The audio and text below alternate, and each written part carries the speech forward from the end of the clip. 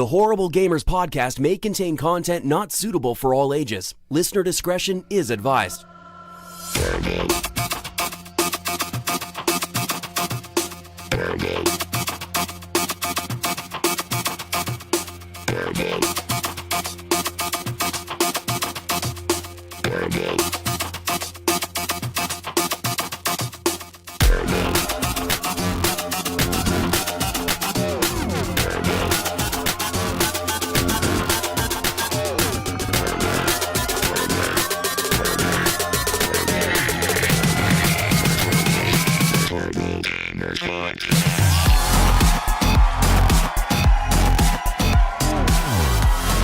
Welcome, ladies and gentlemen, a Horrible Gamers podcast, show number 221, being recorded on September the 1st, 2018.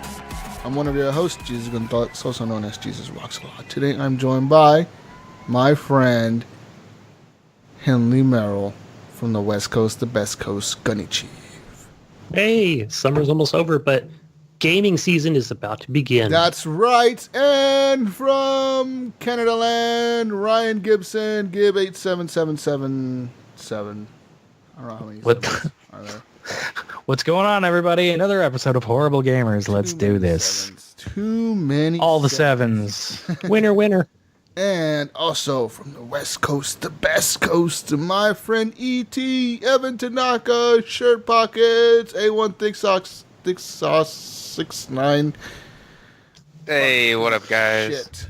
God, that's A1 hard. Thick Sauce 69. It's hard to say. A1 Oh, man, you got to change that to I need to a shirt steak. pockets. You got to shirt pockets that shit. Maybe. No, Maybe. that sounds too You know what? nerdy. I'm gonna go get. No, I like shirt pockets, man. Shirt pockets is the bomb. I'm gonna get What's- Shirt Pockets right now. Don't do it. Don't you steal my name. You gotta buy it from me. I'll sell it to you for $3,000. Copyright strike. And you'll have to be. Then you'll have to be shirt pockets 777777777. I don't want that many sevens in my name. XXX Shirt Pockets XXXXX.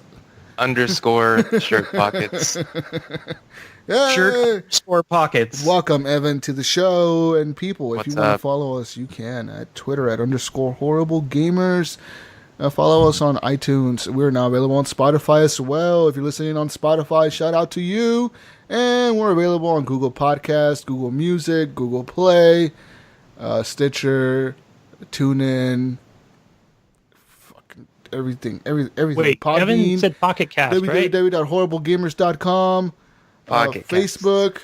We're available everywhere. Everywhere. Join our Facebook Hey. community, Horrible Gamers Podcast Community on Facebook. Email us, feedback at horriblegamers.com. Patreons. If you want to become a Patreon machine like Evan did, head on over to patreon.com/horrible gamers like Evan Tanaka did, Jonathan Hall, Alan Maybe, Joshua Wolf, John Jerome, Adam Sunday, Clint Thiel, Dirty Bites, Robbie Wheat, David Snyder. Thank you guys for becoming Patreons. You're being charged today, Evan. I felt You're it. still paying My, to be here. my wallet feels a little bit lighter today. Yeah, fuck yeah. Thank you How's for being a Patreon. how's your wallet over there, Jesus? It's A little getting bigger. heavier? It's getting bigger today. Yeah. Woo. Real quick, people. Real quick, if you want to listen to the music that we have on our show, the intro song is done by Fowler and Twistex. Fowler is spelled Fwlr, and Twistex is spelled like Twistex, like Twix with the text, tis, Twist to the text. whatever. To the X. It's called Breakout. We have a remix for our intro for that song, and the outro song is done by Broke for Free. It is called Night Owl. Go listen to them. And real quick, people, I need you to go to YouTube. YouTube. Go ahead on over to youtube.com. Go ahead.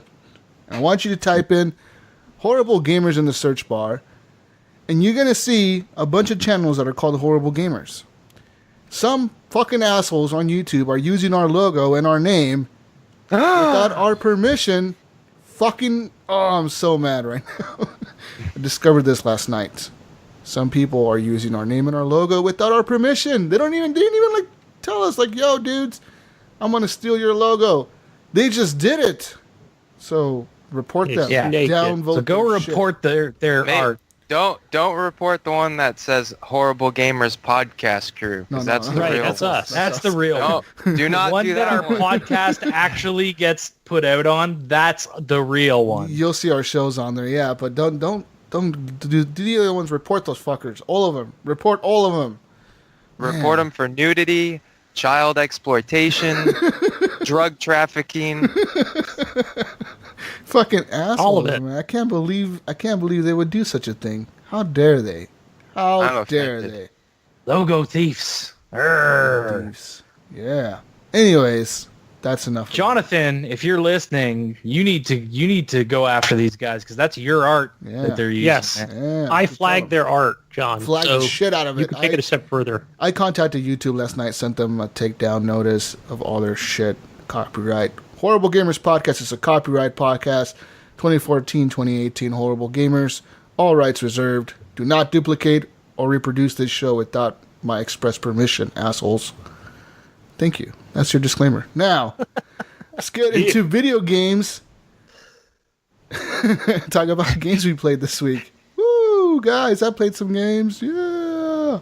So, of course, more What'd you play? PUBG. What'd you play? PUBG. So the PUBG, if you have the, what do you call that thing? The test server. They have like basically what's 1.0, what's going to be out on 1.0. They have that available to play right now throughout the weekend before Tuesday's 1.0 patch releases. And they introduced this currency called G-Coins. G-Coins. I think it's like 50 cents cryptocurrency. I think that's what David Snyder called it. And basically G-Coins are used to buy outfits and shit. And then you have the regular coins, the battle tokens. What the fuck are they called? BP points? Battle points? Yeah. Oh yeah, the beat points. Yeah. You still have BP. those to buy the crates, but now you have G coins to buy like the other crates with like The keys to open the crates. Is that what it is? That's something like that. It's fucking Yeah. and then yeah. So go check that out if you want to. You can unlock Microtransactions. these crates, but you can't open them. You gotta buy these keys to open the crates. What do, I mean, isn't this not the Overwatch way, but Clash Royale?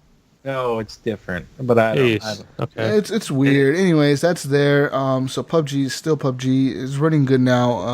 I'm excited for 1.0. It releases Tuesday, the 4th, right? So now that it's running good, we can put in microtransactions. Okay. Oh, they're totally doing that. That's exactly yeah, what they're they're like, doing. let's go for it. Yeah, this fuck game it. works now. Woo! All right. It's a good time to do it. But Now real that quick, they're losing money because no one's playing their game anymore. Better put in the micro. I'm still playing it. There's like a few people I know that are still playing it. Evan never accepts my invite anymore. Never. Never. I just Look at him. He can't Nothing to say. it's okay. Here's the thing. I play on PC, and Oh. it doesn't compare. Jesus, Mr. it does PC not Master compare Race over at here. all. Oh. It doesn't compare, Sorry. and it's so much of a downgrade that Wait. it's just bad. Hang on a second. Hang on. Jesus. What? You could play PUBG on PC. Could you There's not? a problem. There's a problem. What is it? So okay, let's talk about this. So last week I signed up for this thing called Shadow something PC gaming shit, and it's pretty much this new thing made by this company called Shadow PC, and they are pretty much you can stream a gaming PC to any device that's compatible with their software, and so basically you're renting a gaming PC from them, which you can access via your laptop or any computer that you could sign in on. And then you access a computer on their servers, and that's a gaming computer. So it's a gaming computer that has like, I think 12 gigs of RAM, some kind of GTX 1080 equivalent, all Ooh, that that's good beefy. stuff. All that good stuff, right? Like it's all there. It has a 1 gigabyte internet connection, so you could download games really fast. 250 gig SSD hard drive on it, so like you could load up games pretty quick on there. So I subscribed to this last week. It's pretty expensive. It's like $35 a month or $33 a month. So that's Crazy. kind of expensive. You could finance a gaming PC Probably for cheaper. that. Yeah, I wouldn't doubt it. And you can put all the. No, never mind. The what? Never mind. Yeah, Whoa. we know what you're going to say. Where are we going there? He already does that with chat windows. Yeah, we know what you stuff. do with your gaming PC, Evan. It's okay. Never mind. Anyways, I did this, and then I signed in on it. So it's pretty simple. You just sign up for it, and they even have this box you can rent. It almost looks like one of those. Have you seen them? They look like the Steam boxes. So it's like it looks like a compact PC that you can put under your TV, and it works like a console pretty much. You turn it on, except that it's just streaming. It has no power in it. All it's doing is streaming the content to the box. That's kind of big. It's kind of a big box for just streaming, but I didn't get that box because they're all sold out. Apparently they're really popular. They're all sold out. You can rent them for $10 a month. So your total, instead of being $34 a month, it's going to be like 40 something bucks a month. Anyways, this thing adds up pretty quick. Yeah. So let me tell you about my experience with it. So, But there's also a Windows 10 app that works the same, right? What do you mean? Isn't there an app? Well, yeah, Or you no? could download it. Yeah, you can use it on any PC. You can use it on your phone even. Like you don't need that box. Yeah, you don't need the box is not required. It's optional, I think, if you want to I guess have the ease of hooking it up to your TV and turn it on whenever or whatever. It's the convenience factor, I guess. So you can buy the box outright for $150. It's called the Shadow Box, or you can rent it for $10 a month, $9.99. But anyways, they're sold out at the moment. I think you have to pre-order them or some kind of shit. You have to be subscribed to them for so many months to be able to get it. Anyways, I got this thing. I downloaded the app on my computer, and I launch it, and it goes through the whole setup. Like you're setting up a brand new computer. Like it makes you do the stupid Windows Cortana setup. Oh, Cortana, say hi, Cortana, and you gotta talk to your fucking computer. You're like, oh, fucking shit takes forever. Anyways, you set it up. You log in with your Windows account or whatever, and then you pretty much have a computer. Like on your computer, you have another computer, and you can use, and in this computer now you have to install the games that you own. So you have to go through and install the Windows 10 games you own. Steam, if you want to download Steam, you got to download Steam and log into Steam and authorize Steam and all that good shit. So we did all that last week. Thank you, Ryan. And so me and Ryan got it all set up, and I got all of Ryan's games. He has a shitload of games. He's like a rich person over here with Steam. A bunch of games. Dude, most of those games were out of humble bundles. Did you get my games, Jesus, or did you need? Well, you want to set that up later? Well, let me tell you about my experience first. Yeah, let him finish. Woo. Anyway, so I got in there. So first game I download PUBG, and it downloads quick. It's like a 30 gig download or something like that, 20 gig download. It's not that big of a download. I thought it was way small for PUBG, but anyways, I download it. And it downloads fairly quick because it's not downloading to your laptop or your computer. It's downloading, obviously, to their computer, and they have a 1 gig connection to the fucking internet. So it's downloading pretty quick. I get it to run. And it takes me to the main menu, and it kicks me off. I'm like, what the fuck? Okay, and then a little error pops up, like Steam senses an error. Do you want to send a report to Steam? I'm like, oh, whatever, send report. I don't give a shit. I try to launch it again, doesn't work. Try it again, doesn't work. I try it 10 times, dude, and it's not fucking working. So I uninstall the game. I fucking uninstall it all, and I install it again. Right? Hashtag uninstall. but before I install it again, I install some other games. So I'm installing Civ, other games, right? And and it says, okay, your games are downloaded. Play them. So I launch PUBG again, doesn't work. And I think PUBG doesn't work because the anti-cheat software thinks I'm cheating. Or something. Oh, yes. Because I'm streaming it to this computer. It's detecting me as a cheater. It's not letting me launch the fucking game. It's no, fuck you, you're cheating. Don't cheat. And I'm like, fuck you, I'm not cheating. I'm just trying to fucking play the damn game. It's not working. So PUBG is completely unplayable on that service. In my experience, I don't know if anyone else who's listening has used this service. But for me, it was unplayable. It would pop up the main menu, it would play the music, you'd see the person, you press A to start, or click on whatever the fuck it is to start, and then it's nope, boom, shuts down, and it just fucking shuts down. And I was thinking that it might have been because of game share, because I'm sharing with him, and that computer doesn't have access but no, that to my games, but But that's not how that worked, right? Like, No, I was you able to installed download other the games off my yeah. list, and they worked. Yeah, it was just able to PUBG download. that did. Yeah, I was able to download all the other games, and they worked. The problem was that PUBG specifically didn't work. So I was like, all right, fuck it. So I'm gonna go try another game.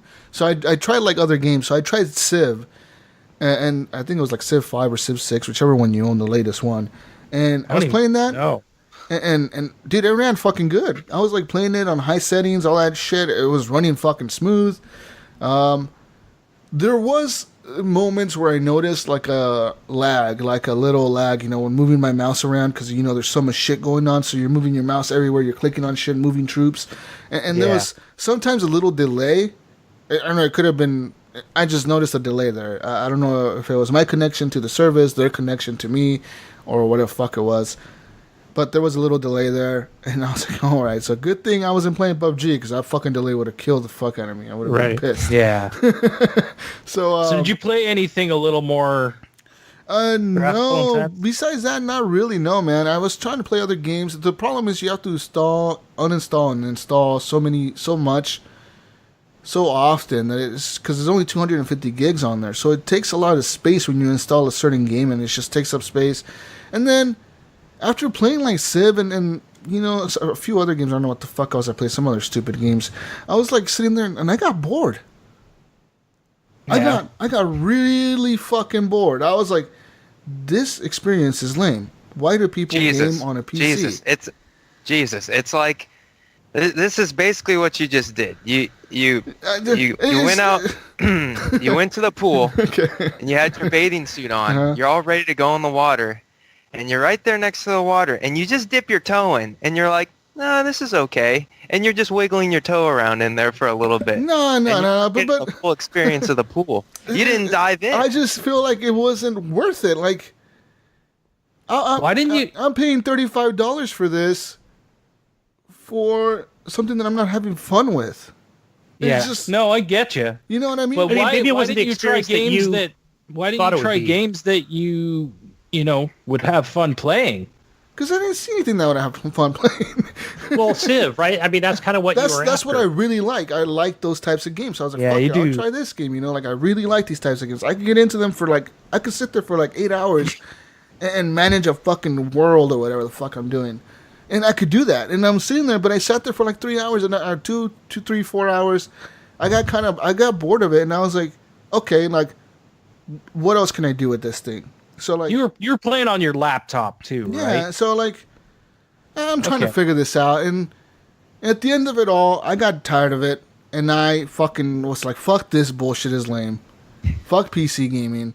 And I asked them for a refund. They quickly gave me my money back. They're like, oh, we're they're like, why do you want your money back? I was like, it's too expensive. They're like, well, we'll give you like fucking half off. I was like, fuck you, no. Give me my money back. Yeah. Now, Jesus, do you think it would be you'd have a different experience if, let's say you had a good gaming PC / laptop, like one of them I'm gonna answer like for my Jesus. own Alienware He says type yes. style things where it's already installed, you could just turn it on and play. Do you think that would be... Well, definitely. I think you Different? wouldn't have the lag. Right? You'd probably have, if you have better hardware than whatever they're offering, you'd probably have better performance. So it obviously would be a better experience. The thing is, I don't know if I would enjoy PC gaming as much as I enjoy console gaming. Like I said, something about Xbox, I think is the social aspect of the games. It's just how social it is. You get in there, you can talk with friends. Like a press of a button, I can see who the fuck's online. A press of a button, I can invite all those people to talk to me. Even though Evan ignores my invites all the time because he's a PC gamer. Fuck that A guy. click of the mouse will also do those fuck things. that guy. Fuck that guy. No, Jesus, listen, I would think it would be totally... You would have that same experience, right? If you were a PC gamer. Maybe. Let's say you just had, boom, you've got this nice, awesome... So this is what I'm doing high-power, now. high-running I'm starting PC. a Kickstarter. Everybody who wants to buy me a gaming PC, go to my Kickstarter. He's tried that already. Nobody put in... Give me $4,000. I know. No, but Yeah. then, so you figure, I think if anything now more than ever, and Evan would agree with this, that now that we have Discord and it's becoming more popular. Yeah. Discord was Right, we've a had game other changer services. for PC gaming because I had for like, I don't know, maybe a year and a half, I don't know, something like that, where it was just off Steam, and I would see like, you know, my friends on Steam or whatever, what they're playing, and I'd be like, oh, okay, that's cool. I see, you know, Gunny's playing like City Skylines or whatever. And then once I hopped onto Discord and then we got the server going, then it's like everybody that I saw is like, it just like quadrupled, like who I saw online, who was playing what. Like I see, like all the time I see Papa Wolfie playing Rocket League and stuff, and I see, you know, everybody's playing whatever, and I'm like, oh, okay, that's cool. That's cool. I feel more connected to like, you know, everybody I see, even though I'm not necessarily playing with them, just because there's so many different games. But that's a cool thing. I think that you're right. I think Discord really changed the game for PC, and that's awesome. And like I said, I don't know what my experience. I think it would have been different if I would have played PUBG or other shooters like that. You know what I mean? Maybe I would have had more fun. I would have seen more of the potential of it. Unfortunately, this service, like I said, doesn't. For some reason, like the cheating software they have in PUBG, just thought that I was cheating. Like should have played in the cheating server. Should have put you in the put me in cheating server. You know, so you're going to have the same issue. I think you would have the same issue with if you downloaded Epic. I think I would have. Yeah, I would have had the same tried issue to play with like other Fortnite or shooters. Like Origin. if I would have done like Origin and downloaded Battlefield, I probably would have had the same issue. They would have said like, "Oh, Yes. you're cheating," you know. I wonder. So do Well, I. I thought He about probably that. sees that his IP, he's trying to mask his IP. Yeah, Well, I think that's what they potentially- thought. Yeah, because it would ask me like, "Well, you're using this IP, but you're using this IP," and I'm like, "Well, no, I'm logged into this computer. I'm using this one." They're like, "No, but we see that you're streaming to another computer." And I'm like, "Well, fuck." You know what I mean? Like they're like, "Motherfucker, how the fuck?" Busted. Cheater. You hacker. I wonder. They thought I was a I wonder Chinese if they could. I wonder if they could work it out. Like if this company were like, I don't know how many people subscribe to it, but if it was like big enough and they got together with like Epic and they made a deal with Steam and whatever, and like they worked it Said, out. hey, these are our IP addresses if people are using this. Yeah, Yes. and they made that part like flawless to where it doesn't think you're cheating, but you're still able to play. Yeah. Yet you know Right. they keep Epic and PUBG happy. Because on the PC when I would log into it, the PC that I was using off of their servers, it had like the East Coast time on there. So obviously they had me pinged to some server on the East Coast because it was like 9 p.m. and it was 6 p.m. here, and I was on there and I'm like, fuck, it's 9 o'clock already, and I look over at my clock and it says 6. I'm like, oh fuck, they're fucking 3 hours ahead on this shit. Now you know how I Server feel. farm in your city. Yeah, and so I mean, I think you're right. I think that this company could have the potential to change the gaming. I guess the way gaming is nowadays, where you know they have a good idea in their hands. They have a gaming PC that they upgrade and they upkeep, and you just stream to your shit. And that's pretty fucking smart. That's really smart. I mean, you know, they give you a little box. You hook it up to your TV. You fucking streaming PC games. It works. I just don't know if they can get that problem fixed. If companies are willing to work with them, I don't know. Yeah, so if anybody in the community who's heard of this or have used it, let us know. Yeah, let us know what your experiences are, because my experience wasn't that good. Like I said, I asked for a refund. As soon as I got the refund, they were like, all right, so they deactivate your login, so you can't log into that PC anymore. I'm pretty sure they scrub it or whatever you put on there and sell it to somebody else or whatever. Let somebody else use it. Right. But yeah, I thought it was interesting because on there, they taught that they're working with iOS, so they're working with Apple, obviously, to be able to stream the PC to your phone. Holy shit. Yeah, so they're trying to get like Yeah. PC games on your phone, just stream to your phone over 4G LTE, and that's fucking crazy, man. Like, think about that. That takes away like all the Yes. apps. You don't need apps. You just need one app to get all the games. You know, so that's kind of wild. But apparently now they have like a beta going on with Android. If you're an Android user and you subscribe to this, you can use it on your Android phones. I bet it looks pretty cool on the new Galaxy Note 9 because that thing is fucking huge. Or like on tablets, you can use it with tablets, on Microsoft Surface tablets. It works with like any computer as long as your internet connection is over 5 megabytes, they said. I think it's 5 megabytes upload, and download, it has to be like not that much either, like 5 or 10 megabytes or something like that, they said, for download. Wow. So you don't need much of a connection to like be able to stream like decent quality. Like and then like to like make it barely work is like 2 megabytes. It's like super slow.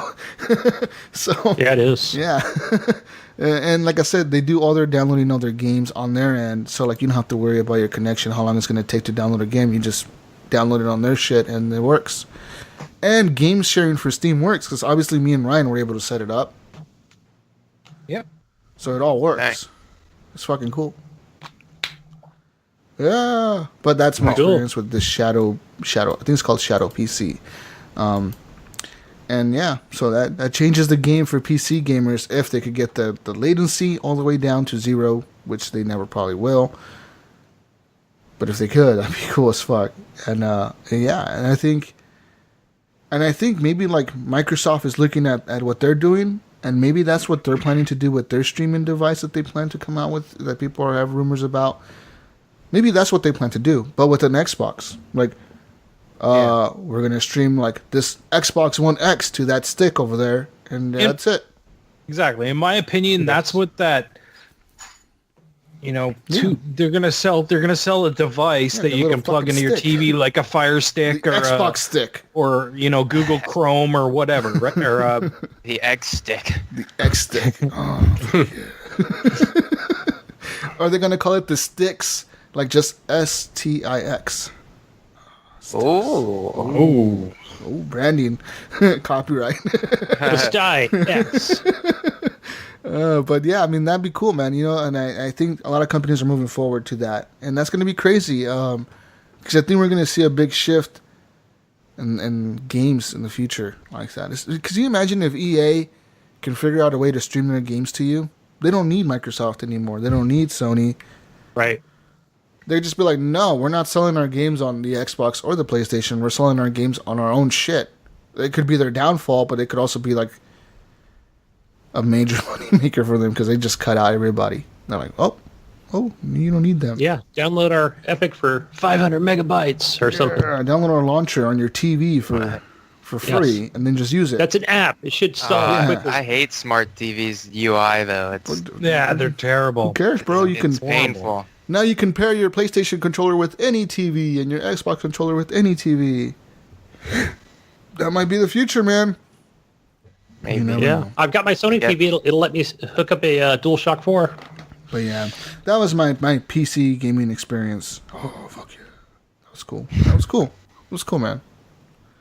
Not exactly a PC experience, but yeah, not exactly. I'd get bored if I just had my toes in the water too. Yeah, fuck you, Evan. Evan, I know what I gotta do to try a gaming PC. How about this? How about you ship me your PC? Yeah. And you let me use your gaming PC for a week, and then I ship it back to you. Yeah. There we go. That would be a good show. Okay. Yeah. Go to Patreon right now. Okay. Send Evan the shipping money. Yeah.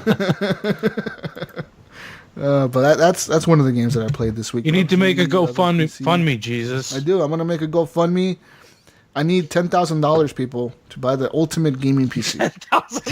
I'm gonna buy like 3 of those 2080 TIs, and I'm gonna put them all together, splice them all together. What do you do? What do you call that? What do you PC gamers call that? SLI. SLI the fuck out of it. It sounds like an STD. This is what you do. You need one of these. Oh fuck yeah.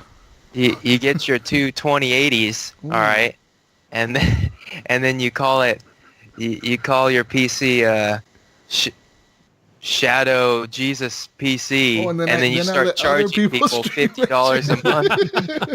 There you go. Charge them $50 a month so you can stream all their games to them. Oh, there we go. New program coming out, Shadow Jesus. The Shadow Jesus PC. Yeah, fuck yeah.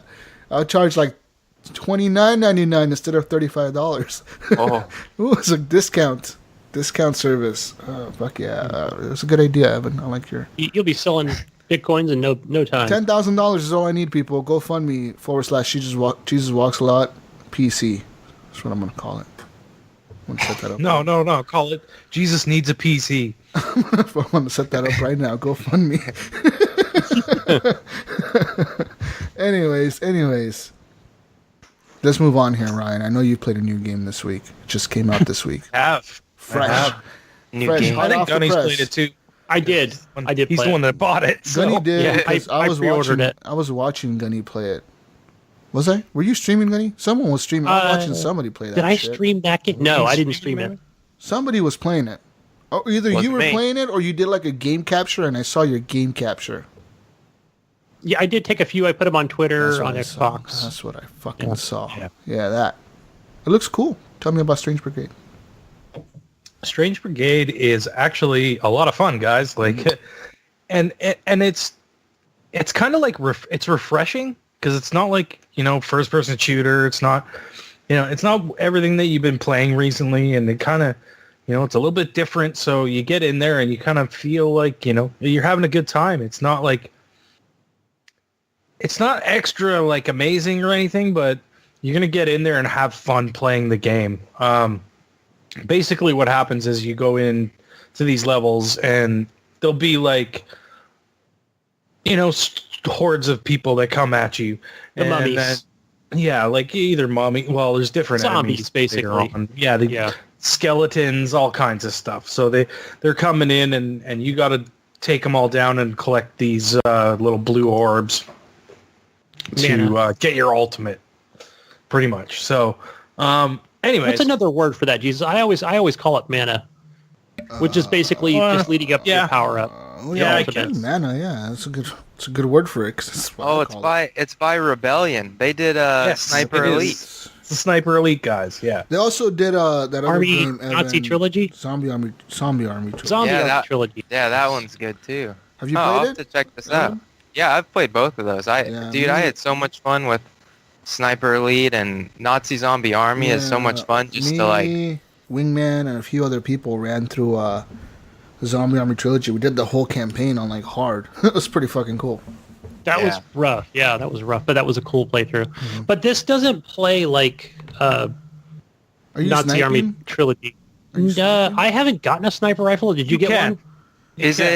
I've gotten a sniper rifle a couple of times. Okay, are the weapons class-based? Like, oh, you're the engineer, you're the support, you can only use machine guns, you can only use assault rifles. No? No, you kind of have classes, and you'll start out with those particular weapons that your class is, but you can purchase different weapons throughout the game, like as you collect your money and stuff. You can buy new weapons, and you can add upgrades to them.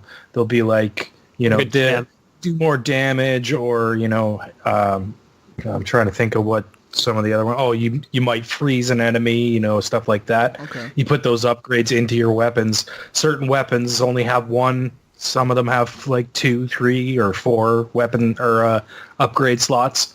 So you can put more gems in. The great thing about this game is the co-op. The co-op's awesome. It's just fun. Because you also have these puzzles that you have to solve, and it's really handy to have someone else there with you, because it's like you have to go somewhere else and you'll find like 4 symbols on a wall, and then you'll find this door that has those 4 symbols on it. So if that person's over by the symbols, they can just read them out to you, say like, hey, it's an elephant and a fucking Indian guy and a fucking mountain. And it's like you have to shoot them in that order. And then the door opens and you get like loot and shit. The game's a lot of fun. I mean, like, it does feel a little bit like Zombie Army trilogy. A little bit, because you will have waves of enemies where you'll initiate where they will come out, and then it's simple. And then they just pour out at you, and you're like just taking them all down. But I feel like the shooting is kind of similar. You know what I mean? It's a little off at times. You feel like you're not hitting where you should be. Yeah, well, that's the classic, what I would call the, Rebellion, the developer, their classic machine gun, I would say. I don't know the name of it. But it's like, it's so far off. I'm like, I am not that bad of a shot. Why is this thing not working? Would you recommend this game? Because I'm kind of excited I'm about on it. the fence about it. I recommend it, man. Like Yeah. if you want something different that's fun. And you've done the co-op with somebody else, and it plays good. I've been playing with Wingman and his buddy Comrade. Yes, that's who I played with. I've been playing a lot with Comrade because I guess Wing's away at PAX, right? So she wasn't. Yeah, he started She today. was like, hey, you want to play? And I was like, yeah, sure. And we zipped through like 4 or 5 levels this morning. What's the whole game about? Like, what are you doing? Yeah, the story's a little. It's not. Yeah, it's not you're really, the Zeppelin, and you're the Strange Brigade, right? So you're the group of people that are after something. I couldn't tell you. So it's kind of like the Nazi zombie army story, where it's just like there's that, not right? really a Yeah, story. you're there to stop something. Oh, okay. The bad people. And it's all set in like the 1940s, so you got like the 1940s British guy talking, and Oh, okay. He's funny. It's hilarious. It's really, really is. It's got that kind of 1940s sort of humor stuff.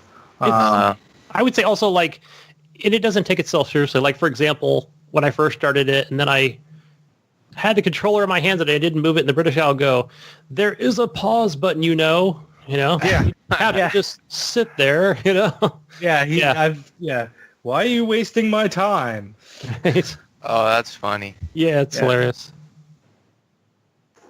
Yeah. So I'm having fun with the game. I think it's an interesting game. It's different than what you've played. It's something new. It was refreshing to me. That's how I felt when I started playing it. I was like, okay, you know what? I'm having a good time playing this game, and I've kind of been in a bit of a slump lately. I've just been playing Dead Cells, really. Like that's all I played for like probably about a month now. I went through a couple of boss fights with. I wasn't sure if it was with you, Ryan, and it was Wingman and Comrade, and the boss fights were really cool. It was like this giant, mummy type character where, you have to shoot it in the chest. It'll have like a glowing. It has like a glowing blue gem in the chest, and you got to shoot and then, it. And then it'll go through a sequence where you can walk up, run up, do the right trigger, and then it'll get back up again, and then you have to shoot it in the head. Yeah. But at the meantime, it's swinging this big ass hammer around, and you have to evade that, and it'll drop the hammer down. You have to evade where that damage is going to go. You're kind of watching their patterns, right? Like yes, you follow, you figure out the patterns, and then you're shooting him in the chest when he's standing still, so that you can hit him.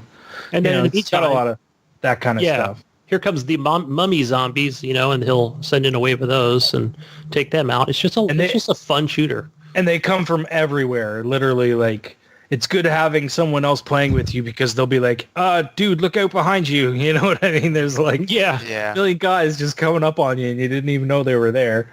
And then the puzzle aspect of it is a lot of fun too. They have a bunch of different kind of types of puzzles that you get to do and basically finishing these puzzles unlocks a door that gives you some loot. It might give you a new rune. It might give you money. It might give you books that the books are the collectibles. Explain the lore and stuff like that, right? Dang, this game sounds pretty good. I might have to get this one. And then on top of all of that, through every level there are 6 cats. Yes, so you'll hear them. Cats, and you'll hear them. They'll meow when you walk past them. And all of a sudden you'll hear meow. And you're like, oh shit, there's one around here. So you start looking around trying to figure out where it is. And you got to get all 6 of them to open up a golden cat door that gives you the golden cat and a whole bunch of money. What else is there? What is that? That's like every level? Yeah. Every level has and that. I think what's cool is even if the cat is like way up on a ledge, off a pillar, next to some statue, I think even if you're in the co-op game and if you're not the one that shoots it, you still get credit for it. Yeah. So it's a nice team effort, even if somebody does find the collectible book or the cat. Yeah. So, I mean, I think it's up to you to go get the ammo, and contribute by killing the enemies. Like scattered throughout these levels as well is there's what, like 4 jars on every level, I think. So they're just these weird jars that you'll see. Oh, and you gotta break them, and they're the ones that kind of look like cats, right? And yeah, it's weird. I'm like, oh shit, is that a cat or is it a jar? And then they're like glass. Like, oh no, it was a jar. It wasn't a cat. Because the jars don't make a noise. But yeah, I mean, Strange Brigade is a really, really fun game, man. Like I suggest it. I suggest if you're in a rut, or if you're just sitting there and it's like summertime blues, playing video games, check it out. It's an interesting game. How much is it? Yeah. 50. That's a good question, Gunny. I think it's 40, I think. I think it's 40. That's what most of all their games have been. That's what I've noticed. Rebellion is like, they're not always full price. They don't gouge people, that's for sure. I know on Steam it says Strange Brigade is 50. There you go. So it has to be 50 on Xbox. They're never cheaper on the console. Unless they did it backwards this time and charge more for PC. Yeah, and I think I got like a weapons pack for pre-ordering, but to me, I feel like the weapons are, I don't want to say generic. They feel like they're basic. How about that, right? Because you start off, you have a machine gun, you have a pistol, right? Yeah. And then one of the things also, like when you're going through each level, there's these boxes. How many are there? 5. Like I said, it could be 4 or 5 boxes throughout the level, because they can be a little bit linear, where it's almost like rolling the dice. You'll spend the 500 coins, and it'll, like in Call of Duty, a gun will pop up. This is what you got for your 500 coins. And it costs you 500 coins to open the chest, and then you can use that 500 coins and open the chest, and you'll get a weapon they don't have already, so you get a third weapon that you can carry around. But once it runs out of ammo, it's gone. You only get it for one, whatever ammo it gives you, and that's it. So you can't reload it or anything. Yeah, it might be a better rifle. It could be a flamethrower. Could be anything, right? Yeah. So Gunny, you pre-ordered it? Yes. What made you want to pre-order it? Were you just kind of like looking into it, and you like Rebellion, and so you thought... I like Rebellion. I think one of the best playthroughs I've ever done was, again, with Wingman and Jesus playing through Nazi Armory Trilogy. I've always loved the Sniper Elite series. Yeah. So when I saw this at E3, or even prior to, because I feel like everything got spoiled, I was like, cool, another game. It's going to be like Sniper Elite. But it's not really like a true sniper game. I definitely prefer their games, their sniping games, over that other company that makes the other one, Sniper Ghost Warrior. Yeah, sure. That game is boring. I don't like that game. It's not as fun as the Sniper Elites. But one of the cool things that they added to, is, how you can go in and just melee a zombie, right? You just kick him. Yeah. And I think they made it different for each character. And I think I was asking Cameron, I'm like, hey, why are your hands coming up and like you're pushing back a zombie? He goes, oh, well, each character does something different, which is kind of cool. Okay. Because the first one that I chose is like the classic kick, right? And the zombie African girl. Sparta kick. Oh. And so what's cool is now, once you kick the zombie, and then you could just walk over and you could just right trigger for a kill animation and just splat, That's every time. So it's like cool, like they just added upon something that was already cool. Okay. And, yeah, I really like that. Sweet. Some of the other enemies were like these giant spiders, and I thought, cool, this is like a Borderlands, like they just took something from that. I mean, would you agree, Ryan? The scorpions? Scorpions, yeah. So I thought this is kind of neat, like they, except when you're shooting it, it's not like money's flying off of it or numbers, it's just like this yellow blood's flying out, so you do get that, you get the thrill of just trying to take it out. But it's not like a boss fight. They're not like humongous, but you can throw grenades or C4 dynamite at them, try to kill them that way. It has a few other things like where these things will pop out of the ground. Well, they're already there, and then once you shoot like this ball, like these flying blades will go spinning.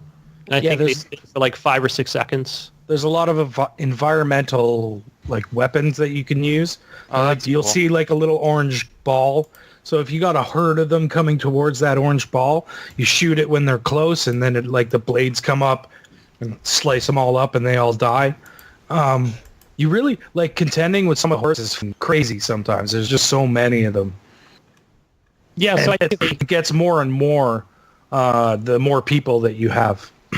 So if you have we kind of found that having a third person was a little too much. Having a fourth person was good, but the sweet spot seems to be like a 2-player co-op where it's not too hard. You know what I mean? It's not, the swarms aren't so huge. So say you're playing with just 2 people. Do you have another 2 AIs, or is it just you? No. It's just okay. Yeah. You just have that max of 4 people. Yeah. Right. Okay. Interesting. But yeah, I don't know. I've had a good time with the game. I'm probably going to play it some more. So, if you want to play, let me know. I'm about halfway through the campaign or something like that. So that's where I sit with it right now. All right. I'm about 4 hours in. I recommend it. Yeah. For $50, absolutely. Great developer, great game. Yeah. Right. Sweet. All right. What about you, Evan? What have you been playing? Well, I guess, so I consulted the Jesus support Horrible Gamers hotline. Horrible Gamers technical support system. Yeah. Yes, I consulted. I was in a panic. I contacted very helpful Jesus, and I said, Jesus, I need you to sell me on doing the upgrade to the X. And he did a wonderful job. 5 out of 5 star. Thank you, sir. I like the review you left me on our feedback. Appreciate that. Oh yeah, about that. Appreciate the 5 stars you gave me. Yeah. So, anyways, I went down to GameStop, and I felt so weird, carrying my Xbox through the through the mall. Yeah, Through the mall. And I'm looking around, and I'm like, dang, I feel kind of weird, You didn't I'm put just it in carrying the an backpack or Xbox. anything? Okay, so you know what I have? carry it I in? have the original Xbox, the very first Xbox big carrying one? case. Oh shit! So- Okay. So it looks like a little it's not even a briefcase. It's just like a box. And I was carrying that, and I was carrying my controller, and I was just I just felt so weird. I was like, oh man, it just felt off. But anyways, I You're made in it there. public. Yeah, it was at night too. It was 9 o'clock, and I was walking kind of fast because they closed at 9:30. So I was doing my little fast walk, and yeah, it felt weird. Anyways, so I got there, and then the guy looked so confused when I put the case on the table, Oh shit! and I was like, "Oh, I want to trade in my Xbox," and he's like, is that the original Xbox?" And I was like, "Oh, OG no, Xbox, and I opened it up and I showed him. It's like, oh man, okay. I didn't want to. They're just as big, you know? One's less Yeah. heavy. Yeah. So I did. I traded in. They checked the controller, made sure everything worked, and yeah. So I got it. I got the X, and it's kind of cool. It came with the a voucher for PUBG. It's got the PUBG Yeah. voucher in it or whatever. So Yeah. that's kind. I mean, I already have it, but maybe I can convince my buddy to play with me now. But anyways, yeah. So I got it, and I set it up, and it took a while to download all the games and stuff. So I didn't play it that same night. But what was kind of cool is that I had my settings and stuff were backed up onto my external hard drive that I have. So I didn't have to do a whole lot of messing around with the settings or anything. It was oh, we see that you have your account and your settings backed up to your hard drive. Would you like to do a fresh setup or just use the old stuff? And I was like, oh, just use the old stuff. So that was cool. That's pretty cool. Yeah. And then That's what I like. linked to your account actually, Evan. Yes. Your account, your settings is linked to your account. But all your Everything's games in the and cloud. stuff, that was probably from the hard drive. yeah. Did you move everything to that hard drive before you? No. Yeah, you should have done that. And then you would have had everything Yeah, you wouldn't have installed. to, right? wait for You that. wouldn't have had And then Great. basically what would have happened, Evan, is it would have, like when you clicked on a game, it would have said, okay, getting your game ready, right? It just making sure like, oh, okay, this is from a previous Xbox, but, Yeah. it would have kept the saves and anyway. So, and then, but the only thing, like, that was weird was when I was when I put in a game, it wanted me to, I knew it had to install, but it also said it wanted me to update. And so I clicked, okay, go ahead and update. And it was not, it just like froze. Like it didn't know how to process updating and installing at the same time. It shouldn't have an issue with that. It shouldn't. Yeah, it was like, I was like, what the heck? Because I put in Fallout 4 and it was trying to install and it's like, oh, you need to update. And I was like, okay, update. And then it just like, it wouldn't go past 88%. And I was like, and it was like past that point to where it's like, oh, your game's ready to play. So I'm like, okay. So I opened it up and it showed me like the, you're special, like talking about the strength and whatever. Yeah. And played that little clip, but it just said it was stuck at 88%. And I was like, what the heck? And I left it updating for forever and it just wasn't going. So I had to uninstall it and then install it and then update it for some reason. It was weird. That was weird. That's weird. Okay. Yeah. But then, so I started a new Fallout 4 and that was kind of fun. Like I was playing with my friend, like he was over and we just made some like random character. We just maxed out strength and endurance and just made him just like this fat dude. And like, so it's pretty fun playing it that way because you just go up and you just one punch everything. Or if you have like a baseball bat or a baton or something, it's just whack. It's just one hit and they're dead. And it's so funny just seeing them go flying. And so that was cool. It was like a different way than how I would normally play like Fallout or Skyrim or something. And also do you also have it on PC? I don't have Fallout 4 on PC. Yeah, I don't know how I obtained it. I don't think I paid for it because I had already bought it for Xbox. But if you check, like I follow some Twitter accounts, and even PC Gaming is another good one. PC Master Race. Yeah. And so there's a couple other modes that you can start out with, just to divert here for a minute, where you can make it so where you're just like, you don't, once you come out of the vault, it'll put you in a place where you're just like nobody to the story. You start out in a tent. Is it like a mod? Yeah, these are all mods. It's and like that And Skyrim mod where you could be like a merchant.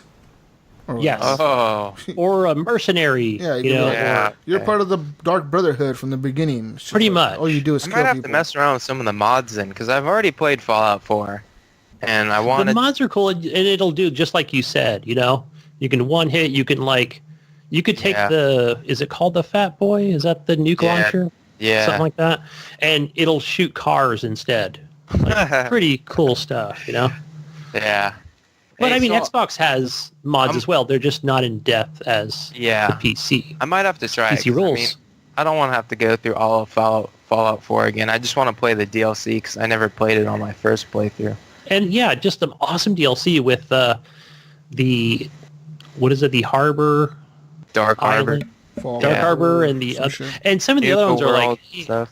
yeah, they're not really. They're just set up more for like it's got some story, but it's set up more for like just building crap. So Oh, okay. I might have to mess around with some mods then. But I got a question. So I made my character black. Whoa, So I'm whoa.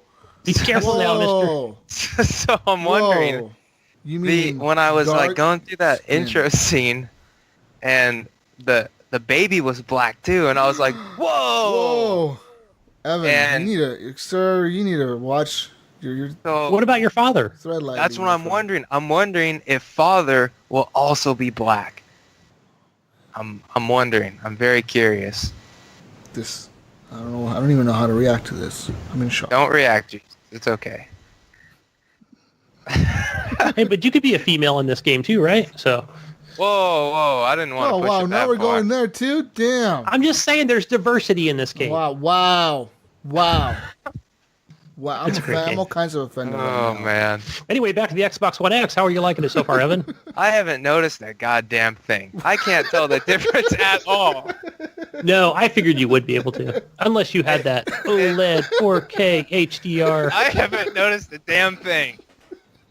I was like, I was playing Fallout, and I was like, oh man, hopefully the load times will be shorter. Nope, can't tell the Yeah. difference. I'm not playing on a 4K TV. You're just not getting those visuals. I don't notice a thing. All I've had to do is download 4K updates and stuff, and it doesn't do anything.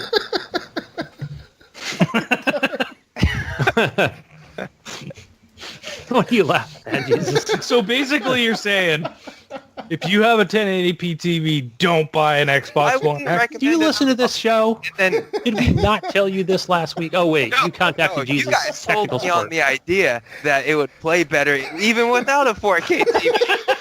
I would No, we notice said that at launch. super. Yeah, you sold me at launch. Time. No, we're not saying that now. Yeah, you're not saying it now after I got After he bought it. it. After you paid, what, $400 for it, right? Oh shit! No, I'm no, fine. With that $100 Too much for Trade in. not noticing anything. You just But don't have you- robot eyes. I think you have defective eyes. I think you need to go to the eye doctor now. Okay, let me contact HGP technical support is recommending you go to the doctor. HGP technical support of Jesus Optometry. Need to buy new eyes now. You need to go get new eyeballs. And Yeah, you Now, I- Evan, here's what Buy you need to these do. 4K glasses that'll make 4K on your 1080p TV. You need to go buy a Samsung You know what? 4K. You just gave glasses us an do the idea, Evan. upscaling. You just gave me a TCL. bright idea. I need to design Go down to Walmart 4K right now. glasses. No, Evan, what you need to do is you need to go out and buy another Xbox One X. Oh, okay. Full price. No, Full no price. trade-in. That's probably what it was. No, because you got to keep the other one. You got to have them both. Okay. Okay. Oh, I got it. You have to look at the difference on a 4K. Then you have to go out and buy a 4K TV, of course, Oh, yeah. right? So that you could have them side by side, and then you would tell the difference. Or Oh, no, wait. You just need to be. Wait, where was I What are going you with that? doing? What are you doing? I thought you were going to say, this is what you got to do. You got to buy another Xbox One X, and you got to put it on top of your Xbox One X, Plug it and into then it. SLI them together. Just plug And- the Together. HDMI cables into each other. and then you'll get 2160. Super sample.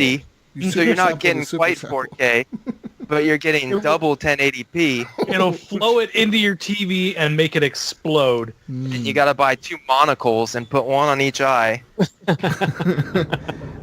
think that maybe you'll notice a difference in other games. Fallout may not be the best game to notice the difference on, because some games are better enhanced than other games on the Xbox One X. Like Right. some don't take the full advantage of the power. For example, a lot of the Bethesda games don't really take the full advantage of the Xbox One X's power.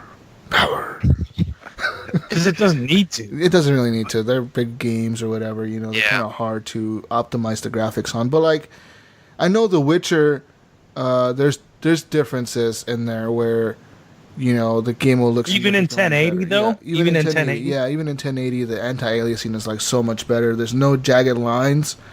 Like if you zoom in on something, a lot of times on 1080 on the original Xbox One S and the original, you would see like jaggies, like jaggies, like little like, you know, it looks like a line, but there's jaggies on the edge of it if you zoom in on it. But on the Xbox One X, those will be gone. It'll be like a line, like a straight line. It's just little shit like that. It's not huge, but it's there. Digital Foundry usually goes into depth about like all this shit. If you go to their channel and like compare like Xbox One X, 1080p, The Witcher 3 or something like that, they'll tell you like the difference between like the Xbox One S and the Xbox One X. There's a lot of differences. Load times are usually significantly better too. Yeah. So I tried He's playing. not buying it. I was not sold. Yeah. The only thing I bought was a freaking X. Anyways, I tried playing PUBG, but I don't know if it's running better because they're doing the whole fixed PUBG thing the X? or the X. I can't tell. It's the X. Just tell yourself it's the X, so it's worth it.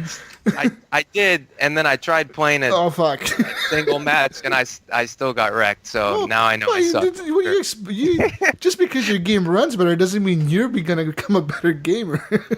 Look, Jesus, I bought the X hoping that it would make me a better gamer. Elite pro but gamer? I'm still horrible. You know what you didn't buy the you didn't buy the elite controller. Oh, I have the elite controller, and I still suck. Oh, did you buy the new white one? No, I didn't buy the new white one. That's what it is. I don't differentiate by color, Jesus. Do you have a gaming chair? No, that's the PC. Do you have a gaming chair and the new elite controller?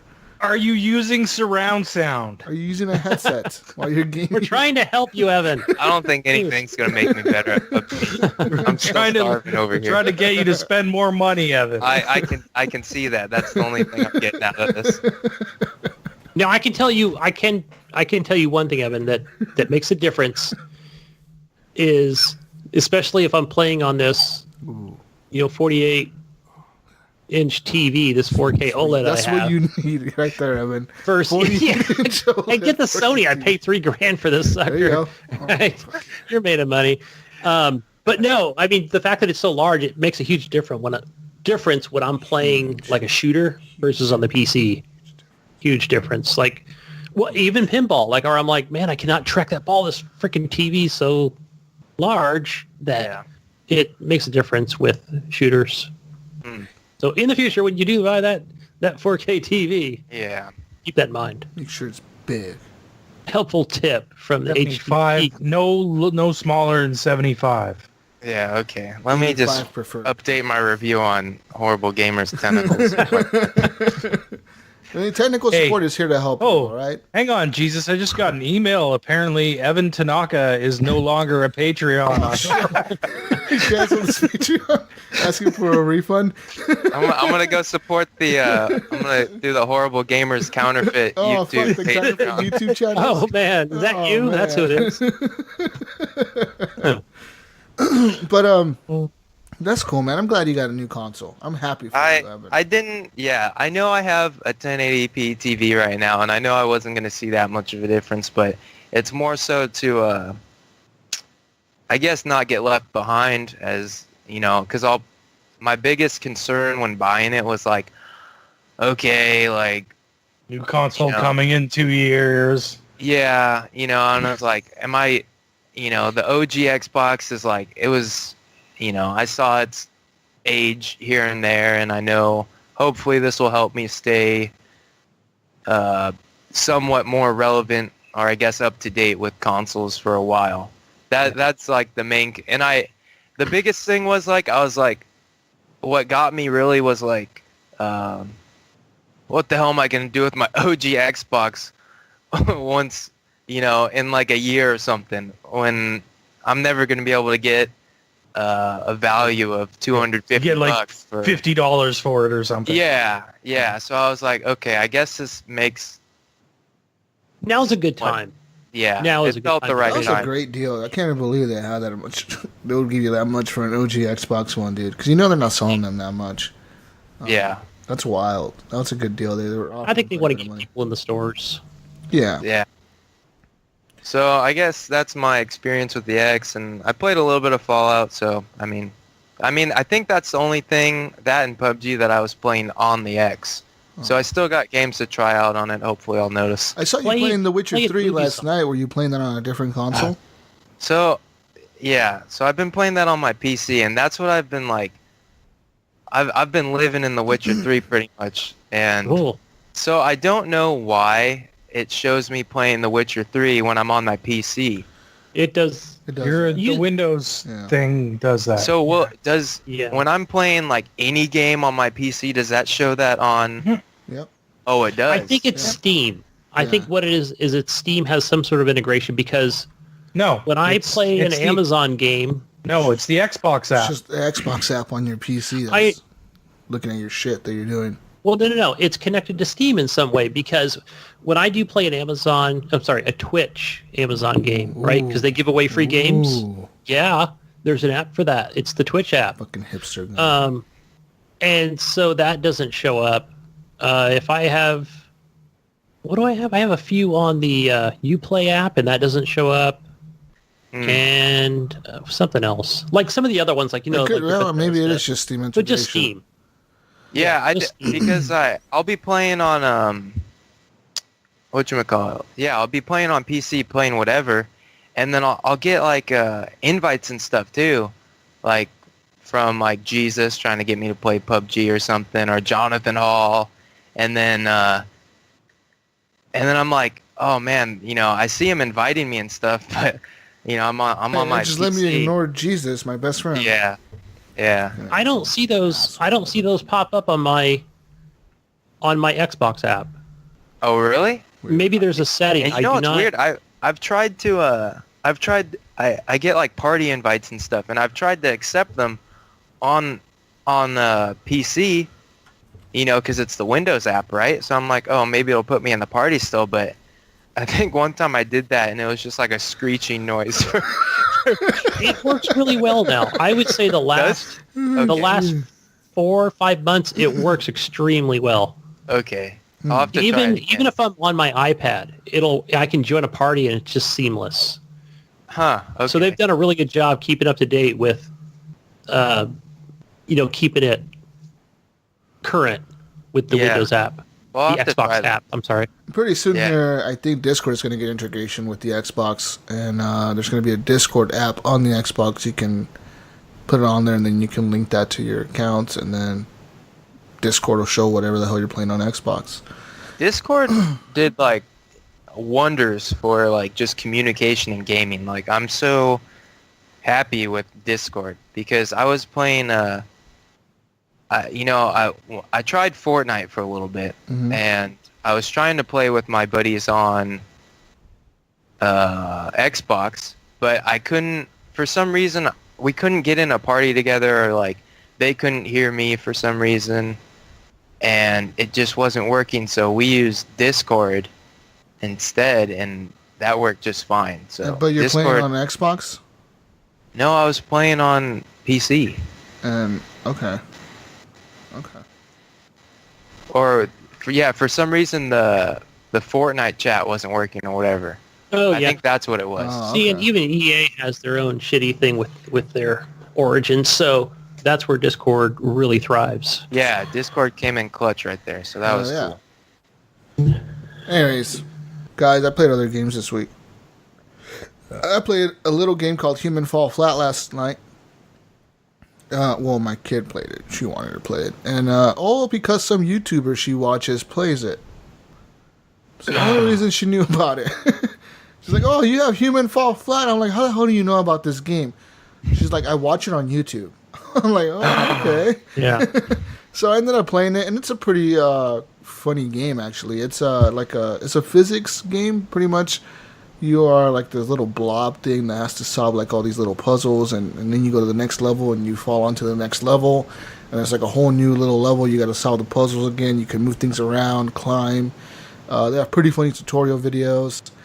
It's a fun little game. It's available on Game Pass. That's the only reason I have it. So if you're interested in playing that, it's on Game Pass. Called Human Fall Flat. It's just a physics game, pretty much. Very simple graphics. It looks all right. But it's very, very indie stylish game.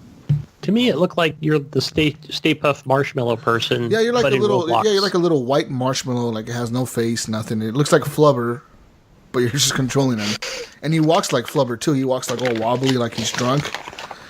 And you can fall off the edge of the map, and like it'll just land back on the map. It's fucking stupid, but it's dumb. It's a dumb little game. Obviously made for like streaming. Definitely, that's the reason why it's popular. If anything, it's because of the streamers, the Twitchers, silly kids, YouTubers. Yeah. Is it worth $15 on Steam? No, fuck no, hell no. If you're 8 years old, Evan, yes. If you're 8 years old, yes, but no, don't If buy you it. have an 8-year-old, Have you ever played like I Am Bread or like any of those physics kind of where you use like the triggers to fucking Move around, pull yourself and stuff? Not really. That's what it is. Oh, okay, it's that kind of game. You know. Although, what was I did play one that was kind of funny. It was like this game where you're trying to. The octopus one? No, it's like you're trying to climb this mountain, and you're like I don't know. You're like this guy, but it's like you're trying to climb up the mountain, but all you can do is like throw yourself for it. My brother got on Steam off the. Oh yeah. Oh, I've seen that game on Facebook being advertised. I know exactly what you're talking about. You could like, it throws yourself up, and you gotta like land at the right time or whatever. It's fucking Yeah. You have to launch yourself. Oh yeah, I with think that. it's called Getting Over It, and you have like Yes. you have like a hammer, and you have to like swing it, and Yeah, like and- you have to like follow it and Yeah. Yeah, go up yeah, this yeah. hill or whatever. It's available And, on iPhone now, I think, too. Oh, is it? Yeah. And I'm looking at my brother's Steam library. He has Humans Fall Flat. So I don't know There you if go. I guess that. I might try it out now. It's a funny little game. But another game that I played last night, available on Game Pass as of today, the MCC, so the Halo Master Chief Collection, it's now available at 75 gigabytes. quite a bit of a download. Crap. So I played it last night, and I started off with, of course, Halo 1, so I'm playing it, and, it feels good, dude. The game, it's Halo, but, like, looks way better. And I didn't realize how much better it looked until, like, halfway through, like, the second mission. I hit the little button that, like, switches to the old graphics, like the original graphics, and I hit that, dude, and holy shit, the difference. I know, right? When we were playing back in 2002 to like now, I'm like, wow, like this is insane. Like I couldn't believe it. I just kept hitting it, and I was like, holy fuck, what? And when you're playing it, it's like, oh yeah, this is Halo. This is what it used to. I remember it. This is what it used to look like. It looks like what your brain tricked you into thinking it should have looked like. Like that's the thing, right? And then you flip that switch and go, oh my god. That is how it originally looked. The gun looked way different. Everything just looked way different. The grunts, the people, the way everything looked. It just looked way different. I was like, the amount of detail they've added to the game, the new, like, the layouts of the mountains, the grass, the trees, the rocks look better. Everything looks better, like, a million times better. And I'm like, wow, I just can't wait until I get to, like, Halo 4 or something to see how much of a difference that looks like. And just seeing the lighting too, not Halo so much 4 the doesn't- HDR, but just how the lighting was set up in that game and how it is now. Halo 4 is still the same game. It wasn't redone. It wasn't? Oh, okay. Well, fuck. Maybe I'll notice the differences in Halo 3 and ODST. It's just one and two that were redone. Really? How about 3 and ODST? Those I have think to be redone too. I don't think so. I think they're Really? just the original versions, but I could be wrong. 'cause I was haven't gone reading- in there in a long time, so I was reading the like the little message when you launch it, and it says like, "Hey, thank you for supporting us. You know, we're excited to launch this on Game Pass. We're looking forward to everybody enjoying the game and playing the original series that got everybody into Xbox or whatever." And it's like, we appreciate you guys, and here's a new 4K enhanced updates and HDR and all this shit. I was like, man. And I got in there and I was like, this looks kind of like shitty still. And then, dude, switching back, I was like, oh man, no way, it does not look shitty at all. Holy shit. Right. It looks so good. It's fucking crazy. Like, it's insane. But I'm so hyped, dude. I'm so happy that it's in there now because Halo Night is going to change a lot now. You play all those How many games maps? online. How many maps are there available to play with Halo I think Night? all the original, do like all the ones from Halo 1, all the ones from Halo 2, the ones from Halo 3, from ODST, from Halo 4. I think they're all in there together, and then you can select what game modes to play. And like, say you don't want to play on the original Halo maps, or you don't want to play that version of the game, you can just disable that multiplayer and play on the other ones. It's fucking cool. Hopefully they fix that, because that was the big problem last time. Right? Was their multiplayer was all broken. I didn't buy it at launch. I think I bought it like over a year ago. No, it was a couple of years ago. Yeah. And it was still broken at that point, and I was like, well, I don't have anybody to play Halo with. I think it was prior to us starting the show. And yeah, because I did see that installing like 4 days ago. the multiplayer was broken, but the campaigns were fine. Yeah. Like they Yes. all worked. Well, it looks And good. and it was nice playing through them again. I think I don't. Where did I get to? I think I got to the end of 2, so I haven't played like 3 or 4 in co-op. If you want to do it, Jesus. Yeah, I'm still on Halo 1. I think I ended up stopping like halfway through the second mission because it was like 1 in the morning after last night being on YouTube emailing them about all that shit. I was like up pretty late, and then I was like, oh, I'll try this, and I tried it, and fucking it looked good, man. I was impressed. I was like, this is awesome. Awesome. And the menu music is different, like that Halo 5 music in the menu. It's fucking, oh man, hype. The music is different? Yeah, the main menu music is different. And like even the music in the campaigns is a little bit different. It's enhanced. So like they kind of changed the soundtrack a little bit. Maybe add a little bit more songs to it or whatever. I don't really remember much of the original. Played it such a long time ago. I think it was all the same stuff. But you can keep it in classic mode or change it to like the enhanced music, and then you can also switch it between with the touch of a button, dude. You can go to like old graphics or new ones, whichever one you want to play on. And I think all remasters should do that. They should show you the differences. Be like, look, you press that fucking button, we'll show you what it used to look like and what it looks like now. And you can be shooting somebody and hit that button and they'll do it right there and then. But most companies won't do that because they like just bullshit people into buying their enhanced schemes. Every time you hit that button, you'll hit, started from the bottom, now we're here. Pretty much. It's fucking cool, dude. MCC collection, it is so fucking cool, man. Let's see here. What else? Oh, one quick last game. I'm just going to finish off my list. Evan Colony is now available on Game Pass as well. Lots of games got added this week to Game Pass, or today actually. Like Quantum Break is in there now. All those other games are in there. So Evan Colony, it's a game a lot like Surviving Mars, Gunny, where you are managing a colony on some planet somewhere in space, and you're just building a colony. But it looks fucking good, and it runs so good, and it's fun as fuck. Is it really? I know this is an Ubisoft game. I've seen it on the Uplay app. Really? Many times. Game? Yeah, and I just thought I've only seen it there. I've never heard of anybody talk about it. I never checked into it, so I thought, well, why would I? Yeah, but I mean, now that it's on Game Pass, absolutely. It's fucking really good. It's just like Surviving Mars, where you're building like this colony on a planet, but like and this one's a little bit different. Everything could be connected much easier. And there's a lot of managing and a lot of things happen in the game later on as you get into it. I mean, I'm 3 hours into it now, and like this new type of alien appeared, and they're telling me like I need to build like these defense turrets and these little drones that'll like scrub the buildings. If these fucking spores get on the buildings, they can spread to other buildings and infect all the buildings and kill everybody. So I got to build these drones that could scrub the buildings.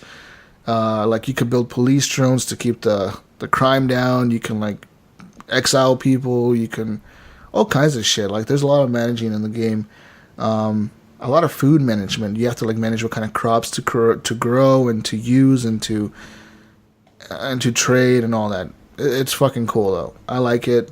It's a lot of fun. If you're into games like City Skylines, Surviving Mars, all those types of games, you'll be totally into this. Yeah, I can't wait to dive into it. It works really good on a controller. Like it just works. Like I was able to pick it up super quick. But that's really all I've been playing. I see a couple games on the list here that Evan has that I kind of delved into a little bit, and I see a game that you have on your list, Gunny, that I got into too. But that's all I have on my list that you guys haven't played. Ryan? I think is Ryan here? AFK. He is AFK. I will go with I'm going to go with also Graveyard Keeper. Is that the game you're talking about? Okay. So, yeah, I've just been playing more of that. I did talk about that last week. I'm just progressing further into it. Sounds fun. Yeah, it is. It's definitely... Are you playing that on, what, Xbox? Yes, on Game Pass. Mm. Yeah, I see it's also on Steam on there as well. Yeah. So, yeah, it's fun. It's got a cool little story to it. You know, crafting and gathering resources, stuff like that, looting. But yeah, the game I probably had the most fun with this week, and Jesus, I know that you've talked about this since the beginning of the show, and and I've kind of dabbled in it a little bit, and that's Hitman. Fuck, so good. Best. I seem to go back to it like every week or every couple of weeks, and I'll play a little bit, but Man, I really just got like totally entranced this week playing this on Monday. Good, dude. It's so lost track of time. Once you figure out like the little mechanics and how you can disguise yourself and the way you can kill people, and so many ways you can kill people. You can do so many things. You can make it look like an accident. You can straight up go in there and just shoot them in the head. You can strangle them. You can poison them. You can trick them into like toggling something and electrocuting themselves. Make it blow go find up. the screwdriver. Like my favorite one is in that Colorado. I don't know if you played that one yet, Gunny, where you're like in that compound and all the guys are like running around. They're like military, like a militia type group, and they're doing like training or whatever. They're like a mercenary, like it's like an army or something, like a mercenary army, and they're based in Colorado and they're doing like training in their compound, and you got to go in there and kill like their commander or something like that. But they're all in there with guns, and they're all running around with military, like they have like military style weapons, and they're dressed in like military camo and shit. So they're like walking around protecting this compound. So one of the ways you can kill the guy is to trick him into like knocking him out and dragging him into like this limousine and putting him in there, and they're doing like a training exercise with like real bullets. Like they're training. Nice. They're like doing a simulation of like the president's like limousine being like hijacked or something like that. So they're like, okay, this is what we would do if we were going to hijack a limousine with the president in it. And they run the simulation and they shoot up the limousine, and then they open the door and they realize they shot their fucking leader. They're like, oh fuck, he's down. What the fuck was he doing in there? Yeah. He's all like passed out dead and shit because you threw him in there when he's asleep. They run the simulation and they shoot up the limousine and like he's dead in there, and it's fucking crazy. And they're like, oh, what the fuck? How the fuck did he end up in there? And then you're just walking out of the base all casually like, yeah, fuck yeah, I just did the mission. It's fucking cool. Those are cool. Like the couple that I did, because I think it's a Game Pass thing where they gave like, it's like the Ultimate Edition, but it may have already expired. I don't know when it goes away. On Game Pass? I think it's still in there, yeah. Well, because I already had Hitman's, but I was able to play like more stuff besides Did they give you season one. all the missions, I think. Yeah, so that's why I was able to play more of it. And I played the first one's like the hotel, but because I think in like if you're playing like the story, you have to go in a sequence and you can't progress further until after. Mm-hmm. But I was able to go into like season 2 and 3, however it was set up, where I was in like another hotel where like you had to take out, what is it called? Patient Zero, I think it is. Patient Zero, the guy who's having surgery. So there's two of them. Like there's two where I think you're just after these guys are like these like major terrorists, right? And I think ultimately it leads up to where you're going to find Patient Zero is the DLC that you get for buying the Ultimate Edition. Yeah, so right, that's why I couldn't purchase it. I don't have it. And it's pretty cool DLC where I think ultimately you go on a quest to where you're finally there's going to be an end boss at some point. But it had like these two guys like that were doing like a meeting at a church, and so and eventually they go into a meeting, and then so if you do nothing or whatever, like they'll just one will walk into a building, and I think the other one like will walk down the street, and like eventually it ends, So, but there's other things you could do to set it up early or to stop them. And I don't know if you've done this, Jesus, but where you can do like a hidden item, it's called. No, it's a chest item. When you go for the planning of any mission. Yeah, you can have ICA drops where they can drop you off like a gun or a poison or a certain outfit or a disguise in a like in an area of the map. Yeah. Right. So yeah, I'm hearing a little bit of an echo. Yeah. Anyway, I think I was walking around as like Bozo the Clown for quite a while. Right? Because you're just like a normal person, right? You can just walk around in clown shoes and a clown nose, which was you're normal. Hilarious. You're normal. You're normal to them, right? They're just like you just can't go into certain areas, right? And they have like their funny little dialogue, just like, "Hey, how's it going, Mister?" Yeah. All right, but they won't talk until you leave. It's funny. But there are like conversations you can kind of get near them, and that'll help you give you tips. Yeah, tips on do you want to go down this route? Then. Yeah, you might want to go upstairs to the second floor. Like it'll give you hints. Like, I heard that the maintenance guy is working on the air conditioner in the roof.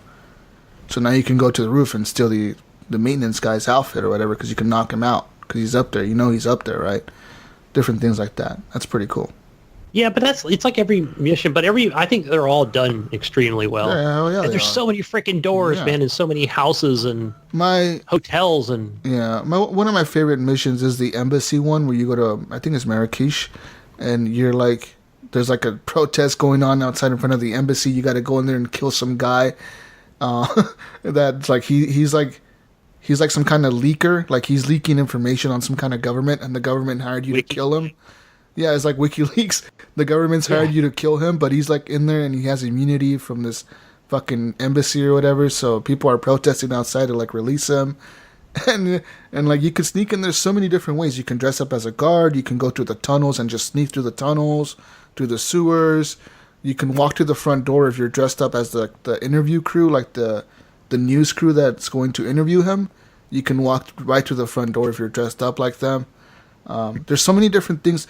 That's the cool thing about Hitman. You can complete a mission in so many different ways that like the replayability of each mission is insane. Like you can replay them as many times as you want and do completely different things. Yeah, I think it starts off like each mission starts off with a recommended way of eliminating the enemy. So then after that, it's got like, hey, it's kind of a free for all. Like, do whatever. Well, you could still do whatever you want, but and then it's like, okay, do it this way, do it that way. Like it gives you a whole laundry list of things if you want to, if you choose to. One thing that I did this week was I tried to do the elusive target. That shit was fucking hard, dude. It's hard because elusive targets are a one-time mission only. You can only try it once. You cannot pause the game. You can't restart it. There's no save points.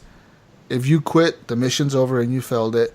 So you gotta like have enough time. Like you have to like set like, all right, I have an hour to play this game. I'm gonna do this in an hour. So you go in there and like, the thing is with the elusive targets, they only show you a picture of your target. They don't point him out on the map. You have to go find him, and then it'll like mark him or whatever, like as the red like silhouette. You know how you can do like that special vision where you can see through walls and kind of see the enemies. Well, like you have to actually see him to target him and say like, all right, that's him. I need to kill him. So like if you don't find him, it's really hard to play that because like it'll say like, all right, the target's gonna leave in 20 minutes. You have 20 minutes to kill him. He's having a meeting with this person, and that's all they tell you. So you got to go in there and you got to kill that person. Like, you got to find them. You got to like, and then they enhance the guards to make the guards more alert, and they add more of them. So there's more people walking around the map protecting this guy. It's fucking hard. Those missions are hard, dude. I haven't tried it yet. You had me do that, but I was playing Strange Brigade right after that. It's fucking hard. Cool, man. I can't wait to get into more of that, and I want to finish Patient Zero. Oh, man. And you know what's cool? The new Hitman 2, I guess is what they're naming it. Hitman 2 coming out this November. It's going to, like, if you have this game, the first one, they're going to, like, integrate the games together. Like, they're going to put them together. So, like, in Hitman 2, you can launch missions from Hitman 1, but they'll be completely revamped with new enemies and new targets and new shit going on in the map. It'll be the same map, but like new targets, right? Like instead of killing like Kruger at that fashion thing, you kill some other dudes that are there, or like it'll be like a whole different thing going on. It won't be a fashion thing. It'll be like, we have another kind of event going on here. You got to kill this guy now. They're gonna do that with the new game. It's fucking cool, man. It's fucking nice. Cool. I can't wait to kill that guy on that racetrack. I'm gonna crash into him. I'm gonna turn my car around and crash into him, or I'm gonna be his pit crew and I'm gonna put a bomb on his car and blow it up. Yeah, that's what I'm talking about. C4, right underneath. Yeah. Right at turn 4. I'm gonna put a bomb on the tire and blow up the tire. Yeah, fuck yeah. But you know, one of the things that's funny about that is one of the things that I smuggled in or I got in my chest was a proximity mine. And so I ran over, got my proximity mine, and I'm like, okay, so the guy walks between the church and this building every time. And so I go to put my bomb down, right? And then this like person who's like feeding a bird sitting on a park bench was like, hey, what is that? Right? And I'm like, oh shit. So I walk away and I'm kind of standing. And he goes and tells the guard, like, Aw, that guy just man. put something over there, right? And I'm like, What a crap, snitch. right? Yeah, I'm like, what an asshole. I should just shoot him in the face. should've just So shot then him and the dumped guard his body walks in the over. He's bush. like, what is that thing? And like the proximity mine goes, he just goes flying in the air. I'm just like, oh man. And it alerts like, everybody. yeah, it was so funny, you know? Just like, well, shit. Should never listen to that guy. Should hit the you know? fan. Time to go in there guns blazing and try to kill everybody. Yeah. That game's good, dude. Those games are fun. Good stuff, man. Play it, Evan. Play it. Play Hitman. Go buy it. It's probably cheap right now. It's probably like $10 Take all on my Steam. buying advice from you, Jesus. I give you the best advice. Only the best advice. Speaking of the best advice, Evan, what did you play this week? Yeah, well, it wasn't... Okay, so I've been sleeping on this game for so long, and my brother convinced me to play with them. Fucking Rocket League. That shit is so much fun. Oh my gosh. Dude, I always thought it was so overrated because everybody was talking about it, you know. And I was like, yeah, fuck Rocket League. I'm not going to play that stupid-ass soccer car game. But oh my god, first game I go in, I was having so much fun. It's just ridiculous. Yeah. The game it's a lot of fun. So it really fun, is. yeah. It's a blast. And- It's just when you get in there and you start going up against people that are just way Insane better than good. you. Yeah. Like, Yeah. because they've done nothing but play Rocket League for the last fucking 3 years. Yeah, you know. so I'm like, I was playing with my brother and like we were doing okay, and then like we go up against like some guys that are really good. I'm getting so frustrated. I'm like, what the fuck? and then I'm like, oh shit, this is only like my first day playing it. Like, why am I getting so upset? man. But it was just, man, some guys are just like crazy good, and I'm like, Yeah. how the fuck are they flying through the air like that? Yeah, dude, And then they just like bicycle kick it in. I'm Yeah. like, what the fuck? Yeah. So frustrating, but it's so much fun. I can't It is. I can't It's a believe blast. Ridiculous. I played quite a bit of that last few weeks actually, and yeah, my brother's always making fun of me because he's like, I guess there's ranks, right? And you can go pro, semi-pro, then you get to like star and champion and superstar, super champion or some shit. And he's like, it. Yeah. he has like all these fucking stars on his fucking gamer tag profile, and I'm like, what the fuck does that mean? He's like, well, that means that you like became a champion, and then you beat everybody, and then you like prestige, and I was like, what the fuck? and he's like, I was like, That means don't play I was with like, me. I was like, how much do you play this game? He's like, a lot. He's like, I spent like $100 on like DLC. I'm like, Man. on what? Bought the Batman car. He's like, the yeah, I bought the Spider-Man car. Batman car, the Spider-Man car, the new Batman car, the old Batman car, the Back to the Future car, like the other The top cars. hat. Yep, he bought all that The shit. cowboy he's like, hat. All He's of like, it. dude, he's like, I bought the crates, I bought the keys for the crates. Oh I'm my like, fuck, gosh. they got you, dude. He's like, I Yeah. don't care. He's like, I play it a lot. I don't care. It's a good game. It's my favorite game ever. I'm like, okay, well, I guess they must really like you. Yeah. But yeah, Probably sent him a message. you can on spend a Xbox. lot on Come back. microtransactions, dude. Don't walk. Oh, I got that a track. question. So what's the crossplay with it? Because I'm playing with a lot of guys that are playing on PlayStation right now. So currently you can play, if you are on PC, you can play with PS4 gamers or Xbox gamers. I haven't seen an Xbox player yet. I've only seen, I've seen a couple. I've been mostly playing with guys that are on PlayStation, like it'll say like the PSY network or whatever. Yeah. And then if you are on PC, you can also play with Switch gamers. And if you're on Switch, you can play with PC and Xbox. That's what I thought. I haven't seen anybody other than a few PC players and some PlayStation players. I don't know if it's just because there's like a lot more. I figured there'd be a lot more players on Rocket League now because I saw it was on Game Pass, right? Yeah. Yeah. It's just, like you said, people are sleeping on the game, and it's been out for so long that people see it on Game Pass and they don't feel like they should try it. But it's a fucking fun game, dude. It It's is. so It's- good. My favorite part right now is just talking all this trash, but we're getting whooped.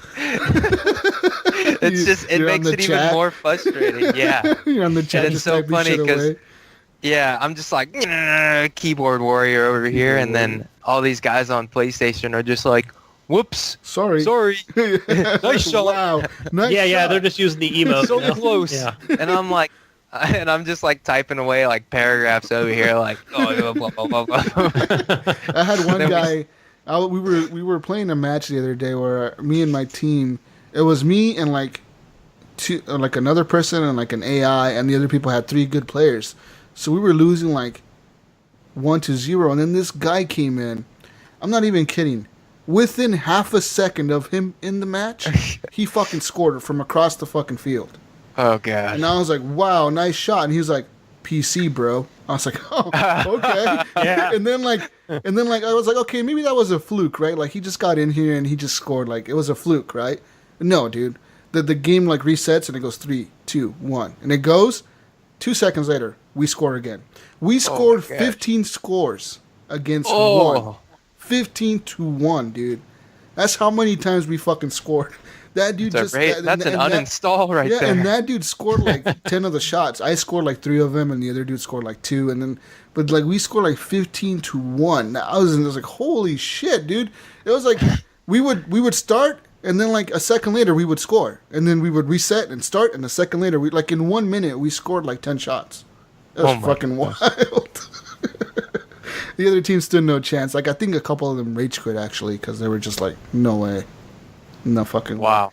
And the guy on PC, he was like, "Yeah, I'm on PC right now. That's why I'm so good." I'm like, "Okay, dude." Yeah. Master Race. Yeah, that's what he said. That's exactly what he typed. He was like, "PC Master Race, bro." I was like, "Okay." Got some keyboard for life. And then he even asked me, he's like, "You're on Xbox, right?" I'm like, "Yeah." He's like, "Oh, okay." Yeah, it was funny though.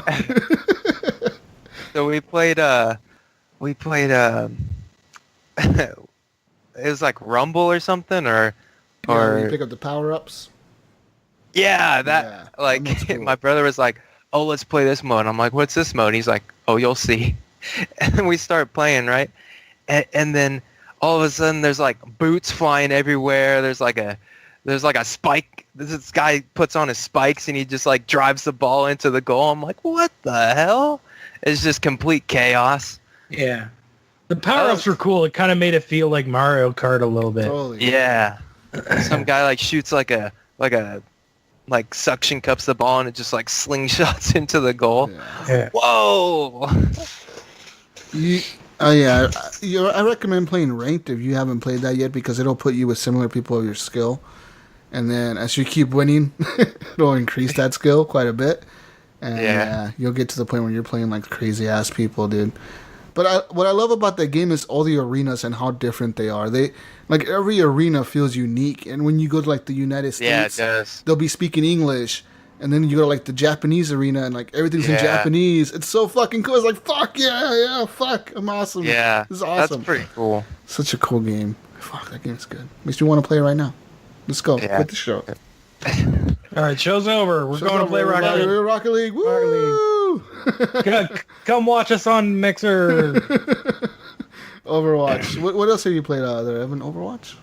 Yeah, I did. I played some Overwatch, and it's been a while, and I got overwhelmed with all these new characters, and I didn't play a whole lot of Overwatch, but I can't believe how many... They've, like, doubled the amount of characters that they started with. Yeah. If you haven't been playing, like, You don't know it's the hard to abilities. keep up. Yeah. Yeah. I played with I was the like, new hamster guy. I played with him. Yeah. I did play with him, and I was like, I don't know how to fuck to play this guy. So The I hamster guy is switched. OP as shit, dude. Like they made that fucking. Yeah. That guy is he's too good. Like Yeah, you know when he how to does use that- him. He's Yeah, way too that- powerful, dude. That wrecking ball thing Yeah, where the you like wrecking ball anchor thing. somewhere. Yeah, you anchor somewhere. Yeah, like that, and then he can like roll. Like he can roll so fast across the map. Like it doesn't matter if you die, you can just get there right away because you can just fucking go into the little ball mode and just roll there, and you're there like in fucking 5 seconds. Like it doesn't, you don't have to run over there. You just get there like in 5 seconds. He's like the fastest character in the game. Besides, I think the only person that could probably like outpace him is Tracer because she can do the boost thing, or maybe Soldier 76 because he can actually sprint. But fucking that thing's OP. Shit. Overwatch. Yeah, Overwatch was fun. It was kind of hard to keep up though. I was getting confused because I was playing with some of my friends that have been playing for a while, and yeah, it was hard to keep up. All right. Gosh. But That's all I have. Ryan, anything else? No, other than Dead Cells, no, I haven't played anything else. Been playing a crap load more Dead Cells. I'm still loving that game. But unfortunately, guys, I got to take off. I'm going to be having some company over soon, so I can't stick around. Ooh. Oh, okay. Well, sounds good. All right. We'll take a break right here, and then we'll be back after this with the news. Bye, Ryan. Bye. Bye. All right, later, guys. Later.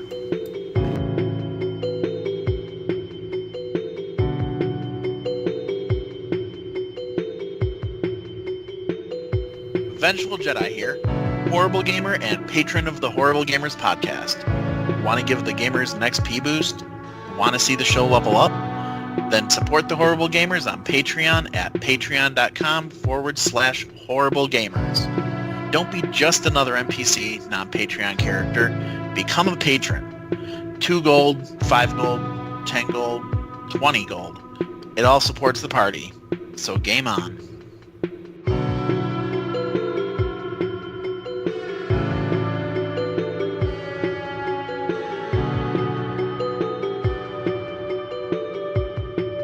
And we're back. It's time for some news. News time. Thank you for that. I got some news for you.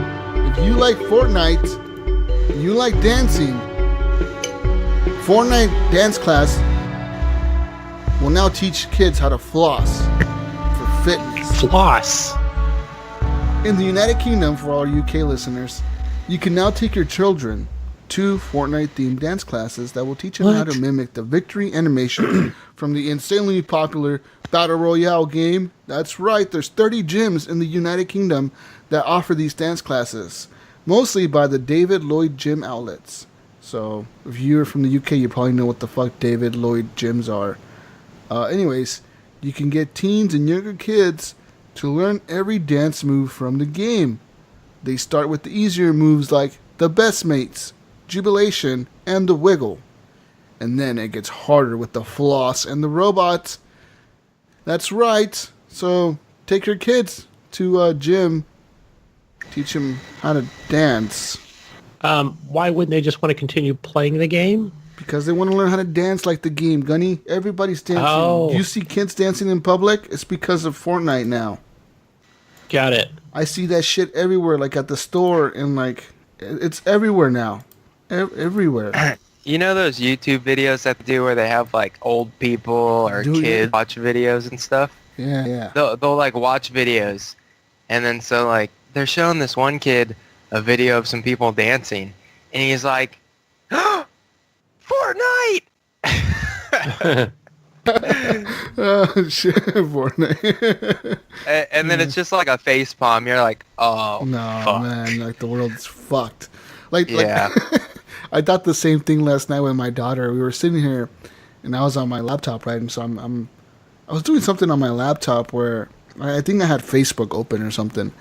And then she was like, "Who's that person?" And I was like, "Oh, that's my cousin." You know, like she was like asking like, "Whose picture is that?" or whatever on Facebook. And I was like, "That's my cousin." And then she tried to go up to my screen and touch it. She's like, "Oh, it's not touchscreen." I'm like, "No, it's not." Because they're so used to everything being a touchscreen, right? Like that's what they're used to, dude. Like kids they just expect everything to be a touchscreen. They just do. Yes. And then like I even asked her like in school, like I asked her in school, like what do you use in school to like write? And she's like, well, a pencil and stuff. And I was like, but like, what do you mostly use in school to learn? And she's like, an iPad. I was like, what? She's like, yeah. She's like, every student gets an iPad, and then you just turn them in, and then like she said that 5th graders get to take them home to do homework on it. But like all the younger kids get to just use them in class, and they have to put them away at the end of class. But they all use iPads, dude. That's how they learn. iPads. Yes. They watch videos on YouTube and shit. And when my kid went from 6th to 7th grade, he went to obviously to junior high, and basically they just transferred over his old iPad. And he just went to that school. It's assigned to him. It's just fucking wow. That's crazy, dude. Oh, what? So like, it's like as you upgrade your grade, like they just transfer all your information to the new iPad, and keep it. Well, so it's the same iPad. they just brought it from one school to the next because my wife pointed out, They let you take it with you? This iPad still has cracks in it, and she paid for the insurance. And she goes, "Is this his old iPad from the other school?" And they were like, "Yep, goes with you, and it'll even go to high school too if it makes it." Wow. Oh, if it doesn't get replaced or whatever. But that's fucking crazy, man. How they have that nowadays. Man, that's wild. As a kid, I remember having to go to the computer lab and shit. Like, we're going to use these old Macintoshes. We're going to learn how to do our pranks. Dude. I remember playing Load Runner on the old... I'm going to teach you guys how to use this program. The old IBM machines or whatever they were. Those old Macs were massive, man. Yeah, they were. You have like a whole desk just for one. And then I remember they upgraded to the ones that were like the colorful ones. They had like the blue and the green and the red and the yellow ones. They were mostly all blue all the time, though. They had the blue Macs. Remember the mouses they had with them? You know, it just made the big giant clicking sound. Oh, click, click. Like, it was super loud. And nowadays, they use iPads. They don't even go to the computer lab. What the fuck's a computer lab? That's probably what they ask. Computer lab all day. The computer lab. Yeah, but I know you were on that IBM or Apple Paint all day, right? Oh, man, that's fucking crazy, dude. Yeah. No, we had this like math game, and dude, I remember it was so much fun. Math game. Yeah. I don't remember that being fun. That's the generation that is growing up, guys, with fucking iPads and shit. It's fucking crazy. It's like me upgrading to a X. I just had to sign in on my not really new console. Oh, fuck yeah. In other news, PUBG is now coming to 1.0. But with the 1.0, we will see the introductions of G-Coins, a new microtransaction system by PUBG Corporation, which is the hard currency that will coexist with BP, which is the soft currency that is currently in the game. A G-Coin is purchased with real money, while BP can be earned by playing the game. Apparently, you can only buy randomized loot crates with the earned in-game currency and known items. For example, like a Tiger parachute skin will be available for purchase with G-Coin. So you don't have to guess what you're buying. You pretty much can say, like, I want to wear that pink outfit. So you pay the G-Coins to wear that pink outfit. I don't know about you guys, but I won't be doing that. I'd rather just unlock the same t-shirt 50 times. You end up getting vests and helmets anyways. It's like, it doesn't even matter. Who wrote this article? It says, luckily you can buy randomized crates. Okay. It's not getting lucky. So pretty much right now in the PTS public test server, you can go and test out these G-Coins before anybody else. They give you some G-Coins to start off. So I think they give you 5,000 G-Coins and 100,000 BP. So you can buy stuff with your G-Coins in your test server for free to see what it gives you. It says here 13,000 G-Coins and 100,000 BP. So even more than I thought they would give you. What do you think about the split currency like that, though? I think it's okay, I guess. I mean, because it kind of gives you an option, right? If you really want to buy something, it's like the V-Bucks. If you really want to buy something, you kind of know what you're paying for. I like how they are upfront about with the G-Bucks or whatever they are. Yeah. How you know what you're buying. I like that, but I feel like it's weird having two different currencies. Like, one is actual money, and one's fake, and then another is fake. But isn't Fortnite like that? Monopoly money. Does Fortnite have anything besides the V-Bucks? Do they have coins? I thought there was something different, but I could be wrong. I thought in Fortnite if you won the match, you got a couple V-Bucks or something, don't you? I don't know. Right. Okay, I thought there was. I never win, so I wouldn't know. I haven't won in a long time, so I have no fucking idea what the fuck what it is anymore. To anybody who plays Fortnite, how does it work? Are the V-Bucks winnable in the Battle Royale mode? Is that why people are addicted to playing it because you can win the real money? Or is it not that? Because in PUBG you get the BP for winning the matches. Yeah, you get coins. But I don't think you're gonna get G-Coins for winning matches. I just don't think you do. So I don't know. Maybe they'll add that in the new 1.0. They'll be like, oh, now if you win the match, you get 5 G-Coins. and like you could spend like 600 to buy something. So good luck saving up your G coins. You know what I mean? Maybe. Right. I don't know. I haven't tried it. Maybe I should get into the test server today after the show and check it out. Yeah, because you can do it now on the test server. Well, anyway, it's. Yeah. I guess it's okay. I mean, they're being upfront about it. They are. Right. And they're telling I like you you're the going to buy. transparency. Yeah. Yeah. It's not like they're telling you buy this crate, you might get that tiger parachute skin. It's like, no, you want that tiger parachute skin? Buy it. You know? Okay. Yeah, it's not an issue with Fortnite, so. Yeah, Fortnite does it. Fortnite's pretty upfront. Like that's the whole reason Fortnite is making a shitload of money. Like right now, I'm about to tell you, Games Industry International reported that United States consumers have spent a record amount of money in the first half of 2018. According to the numbers, Americans spent $19.5 billion on video game products. Talk about a bad economy. Motherfuckers spending $19 billion on video games. Oh, Really? crap. That's a 7-year high for the industry in the United States. So that's the highest it's been in 7 years. And that's a 40% increase compared to the same time period for 2017. So it like almost doubled from last year, like more than a quarter of what we made last year by this point. That's pretty good. Wow. That's fucking crazy. Yeah, it is.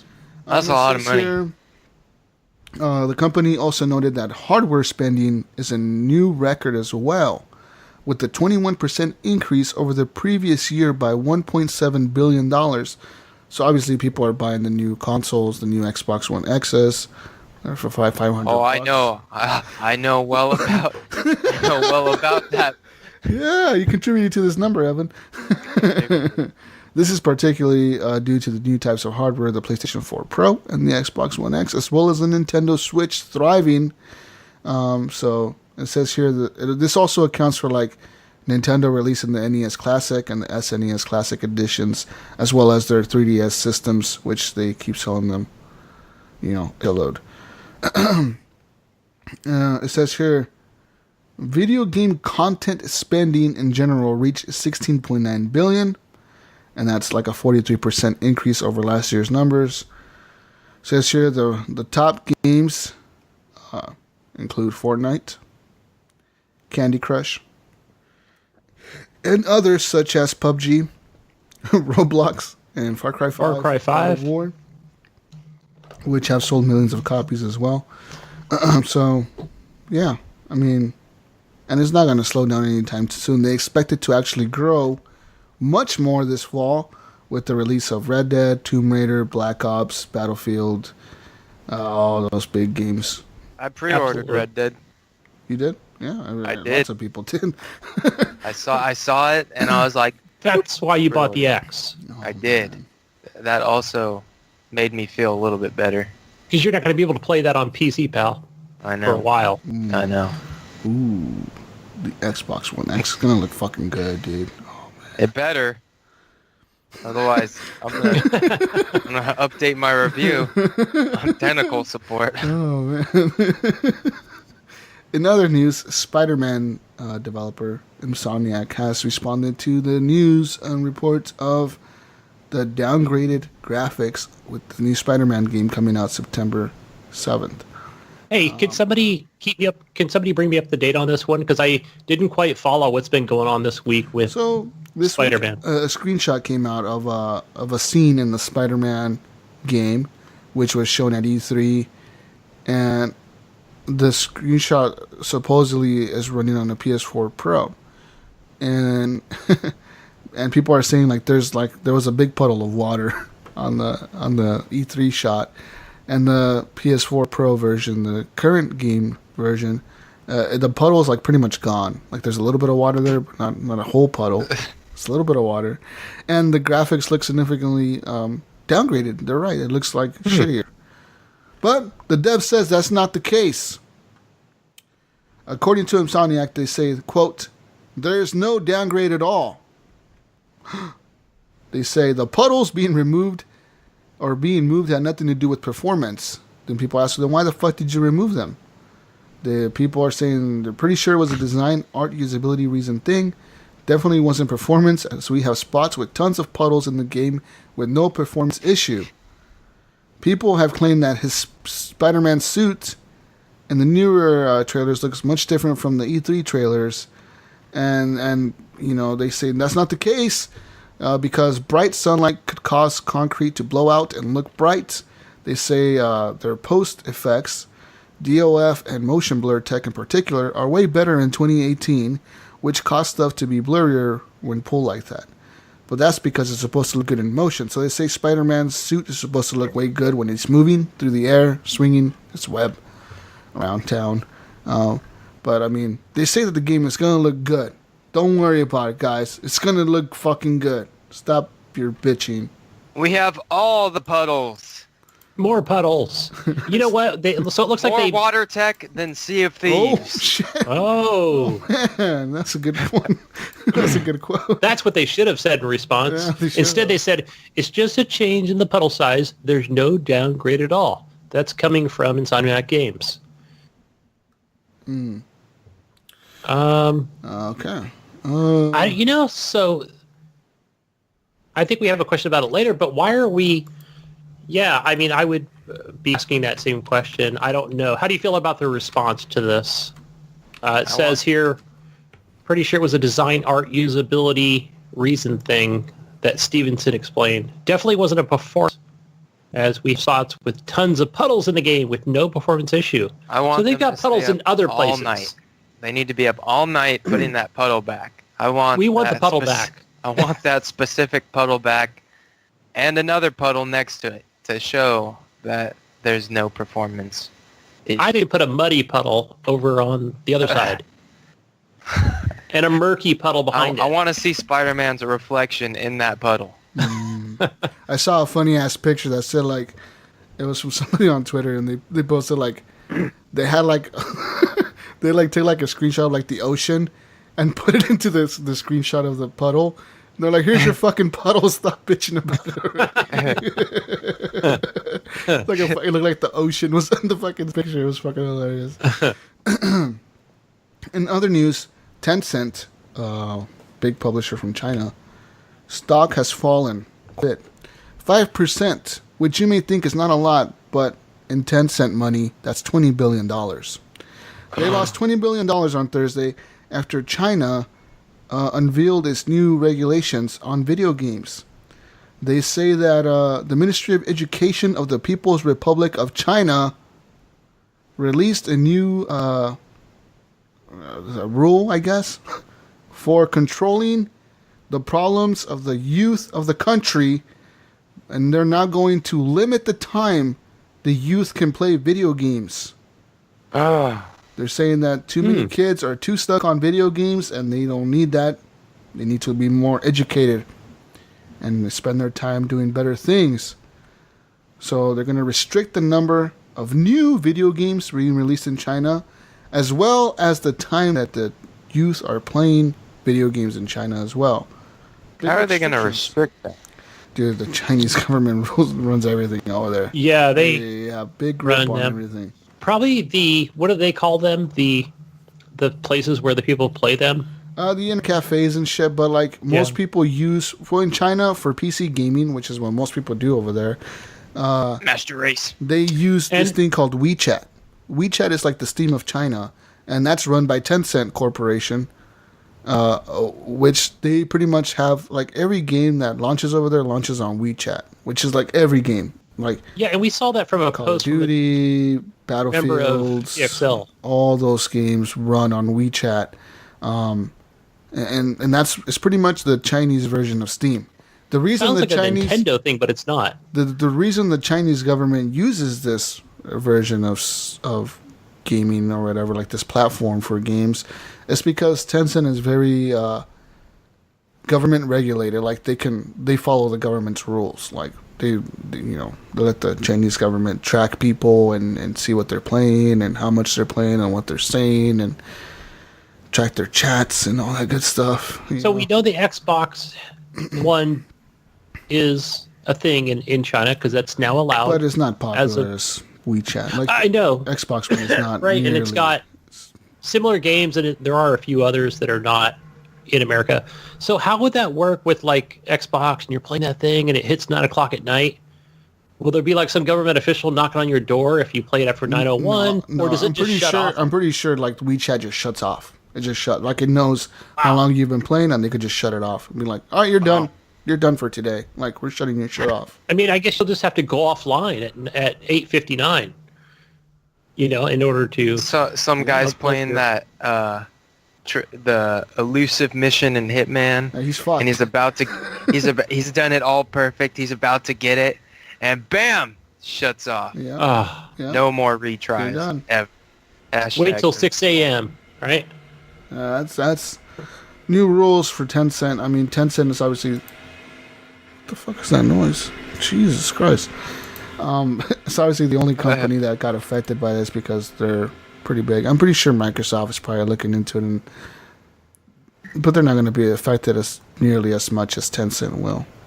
Right. I'm sure the government probably told Microsoft, look, you launch your console. This is the rules, for their live They have version. special rules over there, dude. Like, yeah, they have their own version of Google, their own version of Facebook. China's like a whole nother world. It's like pretty much regulated to what they want you to see, what they want you to hear, what they want you to say. And if you don't say it, then you're fucked. And what the fuck is that noise? Hold on. Yeah, something's going over at Jesus' house. It's the purge. But anyway, I'm going to go ahead and read the next article here. Let me just go ahead and mute this here. What does it say? YouTube artists paint scenes straight out of your favorite video game. Says here, for those of who love a relaxing episode of The Joy of Painting, let me introduce you to Bob Ross, the video game world. Do you ever watch Bob Ross on Twitch? Yeah. Yeah. It's like right on the front page, Yeah. And I can remember I'll go into this article in a second, but I can remember being at a friend's house and we played the SNES. Oh, yeah. Oh, what else? He had a couple other consoles and and then it would be like, after we just like played so much Mario 3 for so long, You we'd just be like, well, let's just watch Bob Ross the rest of the day. You needed something to calm down. Yeah. Well, like we were so frustrated playing like the Simpsons game and some other stuff. Jesus Christ, that was my neighbor. He's like being super loud. I don't know what the fuck he's doing out there. Some kind of something with this fucking car. It's fucking loud as shit. Got a goddamn grinder. But I was just reading the article with the YouTube artist. Paint scenes straight out of your video games. Firewatch. Bob Ross. That has some good scenery. Yeah, it says in her videos, George condenses the process down to a super thick time lapse showing paintings progress from start to finish in one episode. That's cool. So it's like on that IRL or creative type channels. I haven't really dwelled too much into watching any of those, but I have seen some of that on Twitch. And I'm sure they do the same on Mixer and YouTube and stuff. She takes on challenge of painting the iconic Hyrule Castle straight out of Super Smash Brothers. Wow. Amazing stuff, guys. I think it's cool, having see this stuff. And I know I've seen game developers, just showing basics of C++ and, to try and make it entertaining, and graphics artists and things like that. So, hey, this one's for you, Evan. It says one of George's notable works is her painting of a post-apocalyptic scene from Fallout 4. Oh. She explored the spooky image in other paintings. This one in particular had a ton of details that made it stand out from the rest. I want some Witcher 3 paintings, especially all those brothels. Fuck with yeah, all dude. those. Fuck yeah. Witcher 3 has like the best nudity in it. It's so good. Have you seen the new not Quantum Break, what the fuck? Cyberpunk 2077 gameplay? I saw a little bit of it. There's lots of nudity in that too. Yeah. Yes, that will be a game changer right there. Yep. For sure. Yeah, but she does Marvel characters. She's got the Red Rocket gas station. Ooh, Red Rocket. Red Rocket. Conveniently where you find your dog. Come on, dog. Follow me. Let's move on to other news. And other news. What the fuck is this news here? Read the news, Gunny. Next article. Let's see. Next one is life skills list. So there's 7 video games that teach you real life skills. I know we've done something like this before, but this one's a different one. Says here we've heard that stock phrases from frustrated teachers and parents, video games will rot your brain, children. But real gamers know this is definitely not the case. Definitely Especially with the first one called Flight Simulator. Yes, that one will teach you to fly a plane. As we found out from previous articles where this happened in real life, and he did a barrel roll. And flying over mountains. Let's see. Minecraft. What can Minecraft do? It's already been used in some school curriculums, right? Matter of fact, I think, if I didn't mention this already, back in 4th grade, when they would actually do, like in school, where they would do like I think this is, the teacher would use it for math. And I thought it was pretty cool, where she didn't show videos, but she would do things like where, all right, everybody draw blocks and stuff like that. So I think it is another good game to learn a lot of skills. So they can make anything from King's Landing to the size of Los Angeles in Minecraft. The next one is Frog Fractions. So this is another math game. Looks like you can learn math. Looks like a PC game. Rocksmith. What does this help with? Breaking rocks. Guitar playing. Teaches you to play the guitar, man. Yeah, like legit teaches you how to play the guitar, like real life. Like it makes you use a real guitar as a controller. Dang. Yeah, and that game's still going. I think that's an Ubisoft game. It's on PC. I don't know if it's on I've actually consoles. met a few people that like learn how to play the guitar with this thing. You plug in a commercial guitar to the shit, and then like it'll track your string movements, like how often you hit the strings, and then like as you're playing the song, it'll start off with simple like styles, like all right, hit these few strings, you're playing the song, and then as it notices you're hitting those strings often, it'll just get harder and harder gradually. Matter of fact, I know one of the developers for Rocksmith. Fucking crazy.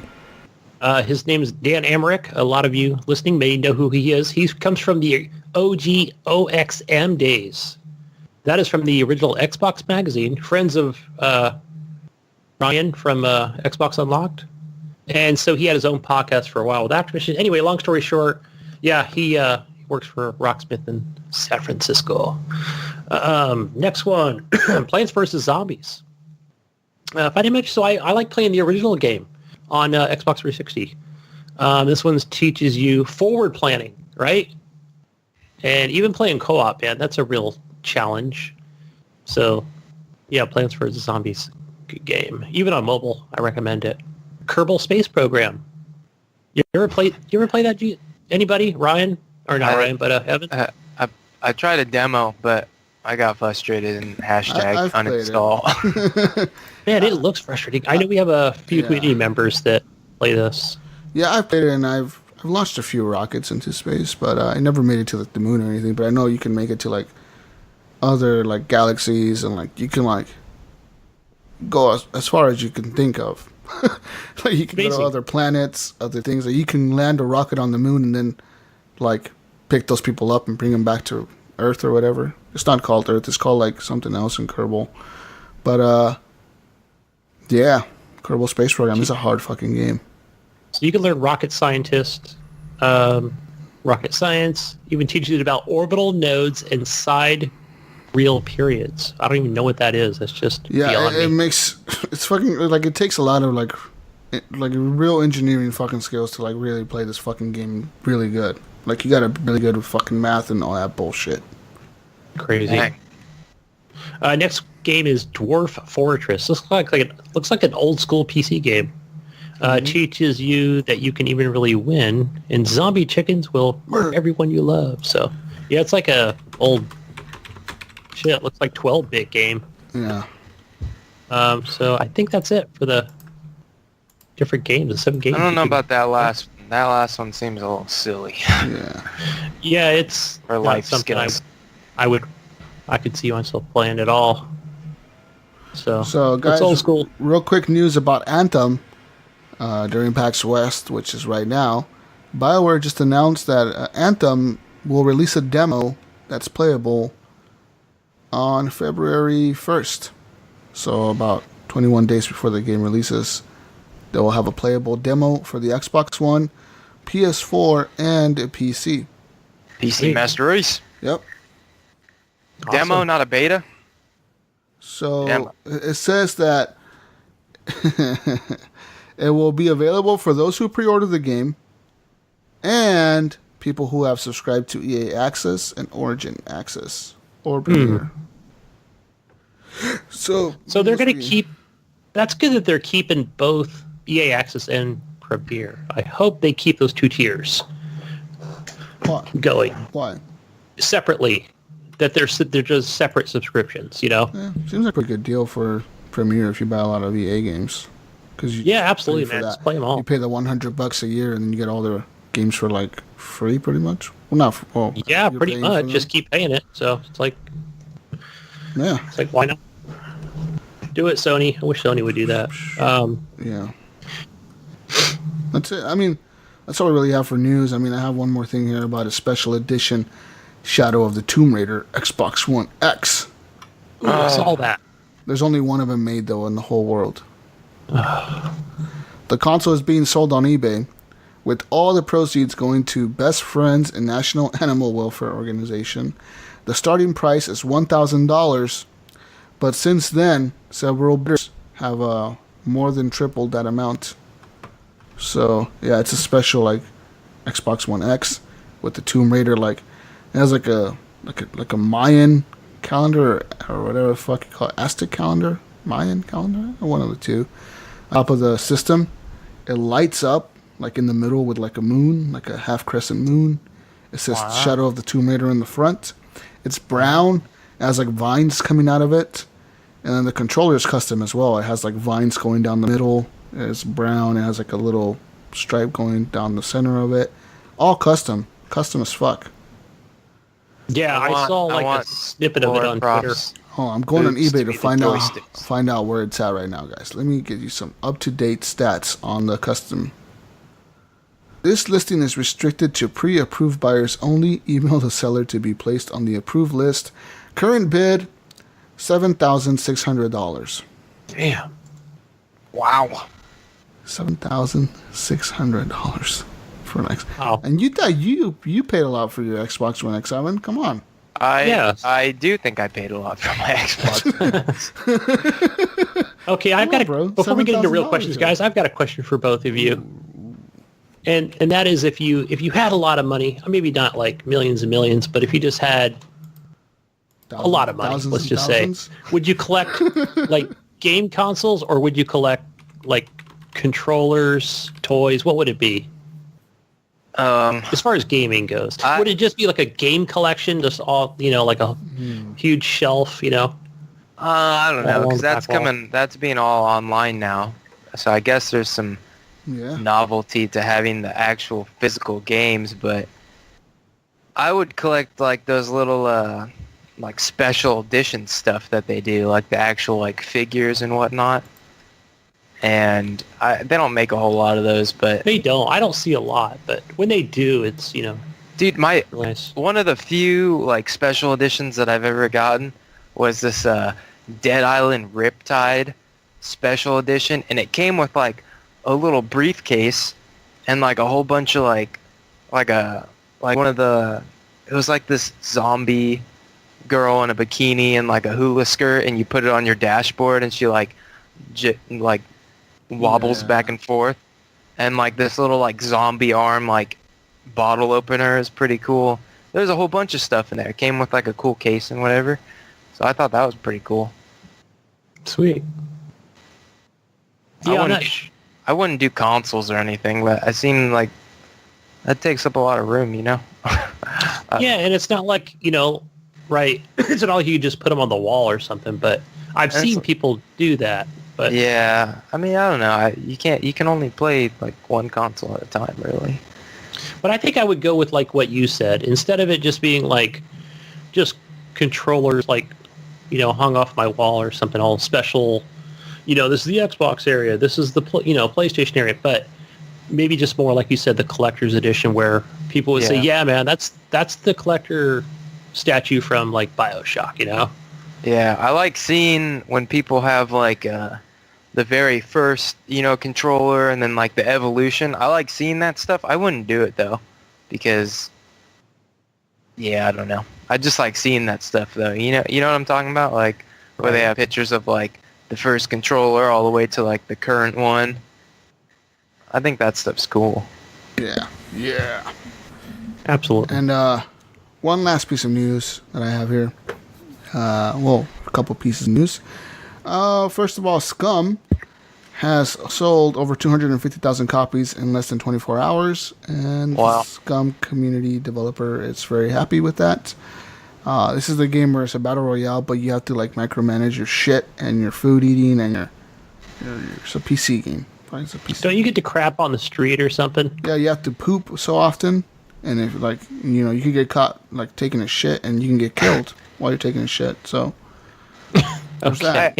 I was actually looking at this game either last night or the day before because my brother was like, "Oh, dude, Scum just came out." I'm like, "What the hell is Scum?" Scum. So, they have a pretty cool trailer, but it's like, "Welcome to Scum Island," and it's like, what the hell? It seems too like hyper realistic for me. I don't. Yeah. Super. Yeah, it seems like one of those like super realistic, hyper fucking. You gotta watch what you eat, or you'll get sick, and your guy will die. Oh yeah, you get fat too. Yeah. You'll get fat if you eat like. You're not selling me on this game. It's like very hyper realistic. I mean, there's game. Totally a PC game. Yep, Master Race. I don't think I want to play a battle royale where I have to defecate just on the spot. I mean, dude, they give you toilet paper. I don't know. It just seems, I'll check it out and see. In other news, EA has come out and set up a fund of $1 million for the Jacksonville shooting victims. This happened last week on Sunday. There was a shooting that occurred at a Madden tournament in Jacksonville, Florida. It was sad. I mean, that's horrible, and I really, wasn't it because the guy lost? Something like that. Yeah, apparently he lost, and he wanted to shoot up the place and kill the Madden players, which unfortunately he succeeded in doing. He killed 27-year-old Taylor Robinson, 22-year-old Elijah Clayton, and then he killed himself. He shot a bunch of other people. Apparently he was only targeting really the Madden tournament players. That's sad. It's fucked up. It is sad. Yeah. But this in the light of this, EA, the company, has set up $1 million fund that will go towards the victims of the shooting and their families. So that includes people that were injured in the shooting, people that were in the vicinity of the shooting, the family of the people who died. And they're also going to set up another fund that people can donate that will be given to the victims of the shooting. Yeah. That's shit. Wow. It's cool. It's cool that they're doing that. I'm impressed by EA's willingness to do that. That's fucking cool. That's pretty awesome that they did that, but unfortunately it's something they did in light of a tragic event. Like, it's shitty that that's the reason they have to do it, because somebody did this. Yeah. That'd be cool if they like matched all the donations. That'd be pretty cool too. But I don't think they're gonna do that. I think they're just gonna do the 1 million and set up another fund.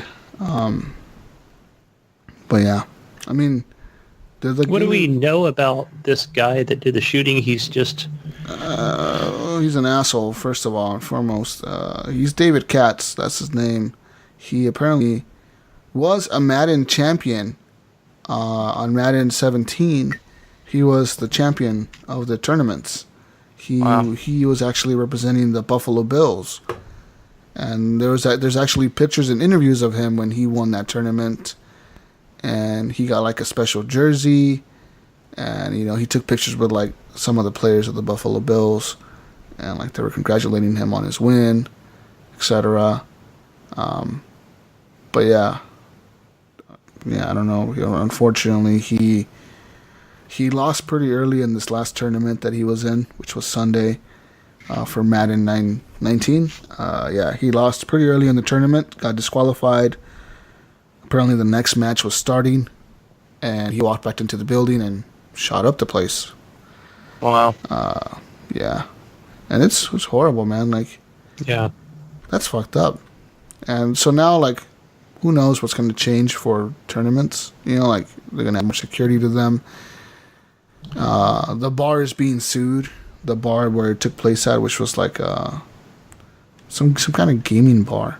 You know, they're being sued by different people, and who knows what's going to happen to them as a business. It's not really their fault, right? But people are suing them for not providing enough security. But I mean, I've heard all these different. Shit. Right, I've heard all these different arguments, and how many times have we all been to an event where there's just a security guard who stands in front with no gun because it's just a baby shower or something, you know, stupid. or like a little tournament or I've convention, seen it or many times, and you know what I mean. Like we go to all these events, you know, we can go to launch events, game launches, you know, like, you know, midnight launches, console premieres. Like, oh, get to play this game early, show up to this place and play the game early, and people show up, you know.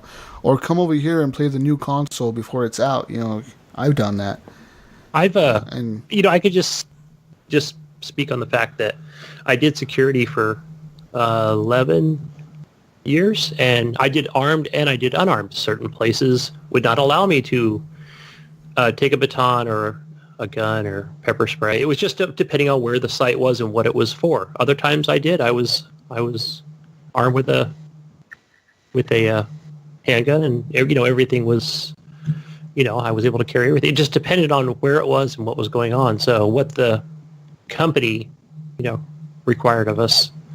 So yeah, and it's sad that we think that, you know, these other tournaments are now going to have to be, you know, with metal detectors and because you think about like guards, and in Las Vegas they have a whole arena, a 50,000 person arena for online esports events.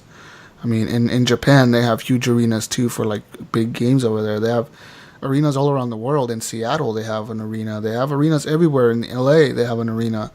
You know, and just think about E3. People show up to E3 all the time. Like now, are they going to have super security at those types of conventions? At PAX, you know, PAX West is going on right now. Thousands of people show up there. You know, are they going to have mega security there now too, or metal detectors, and you have to check everything, and you can't bring a backpack, and you can't bring in this, you can't bring in that. You know, like so many things happen. It's unfortunate, man. I mean, what do we do now that happens? we don't know who, you know, has a history of mental illness and violence and. Yeah, and apparently all this these kid, this guy, David, he did have a history of mental illness, and his father came out and said that. Like, his father works for NASA, and his mom has a PhD, and she works for like some other big company. So like they're really well off people, and like I don't know, maybe this kid had a lot of pressure on him, maybe he felt like he wasn't good enough for life or something, and losing at this Madden tournament just threw him over the edge. It could have been. We could really go down that. We could really go down the rabbit hole with, you know, how did he obtain the guns? Yeah. Did he get them illegally? He bought the guns. Did he get them from his parents? No, he bought the guns legally. They say he bought the gun that he used in the shooting about a month before the shooting. Yeah, because I know Florida has an open carry, and it's easy to. Yeah, and Florida has a stand your ground law. They like their guns down in Florida, and you know, but like. But this could happen anywhere. It could happen anywhere. So. Yeah, and it does. Yeah, and unfortunately it does. And unfortunately we see it happen so often in this country that people don't think much of it anymore. That's the real sad part of it all, I think. Yeah. That some people just brush it off like, oh, it's a video game's fault. Video games make people violent. And it's like that's not the case at all. Like, or it's the gun's fault. It's the gun's fault. Or guns are the bad thing. Or not enough security is the bad thing. Or we bully people too much. Or trash talking is the bad thing. Like, it's not just one thing that you can pinpoint all this shit on sometimes. You know what I mean? Like, this kid, obviously, he's known to have mental health issues. Like, his father said he was taking medication for schizophrenia. Like, Oh man. he was prescribed medication for that. And maybe he got off the meds. Maybe he didn't take them that day. Maybe he wasn't on them for a while. Maybe he decided not to take them. Maybe he thought he didn't need them, so he didn't take them. Just different situations, you know what I mean? Different things could have factored into this whole thing. I mean, yeah, it could have been that he lost the tournament and that's what threw him over the edge. Or maybe somebody in the parking lot said something to him. Or maybe one of the players who was playing Madden trash talked him and said, like, dude, you're trash. You know, go home. You suck. You know, I beat you or whatever. You know what I mean? It could have been any of that. Yeah, because I heard people say that they don't think he did it. It wasn't like a premeditated thing, but okay, but he could have just did it, or he could have had it in his mind, you know, a week prior, like, if they trash talk me again and I lose, you know. Yeah, like, yeah, you know what I mean? Yeah. Like, you don't know what could have happened. Nobody knows. And unfortunately, that's the sad part, because everybody involved, the main person involved, which was him, the perpetrator of the act, is dead. He killed himself. So you never get to ask him, like, why did you do it? Right. You're never going to get that Did answer. you intend to do it? But, Yeah. you know, yeah. What made you Why do did you have this? guns in your car? Yeah. You know, like, what was, Did you plan this? Did you not plan this? You know what I mean? Like, that's the thing. You will never get to ask him that. And so you can sit here and speculate as much as you want. But it could have been something as simple as somebody saying, hey, dude, you're trash, go home. Or it could have been like a series of events that led up to that. Maybe that morning he got up, he didn't get his fucking coffee that morning, and he went and he fucking, you know, whatever, like, you know, his girlfriend broke up with him, something. You know, you don't know what the fuck happened. Right, and it could have been the other two guys that, you know, the two victims could have been really just good people that don't That didn't trash talk and try to intimidate the other players. And they were just being nice or whatever. They just beat him. They were just hanging out, trying to, you know, play a game. We don't know. You know what I mean? I don't think it matters. We weren't there, but it doesn't really matter. He did a fucking horrible act. I don't think anything that anybody ever does to you warrants you taking that person's life. Yeah. But that's my personal opinion. I mean, who knows?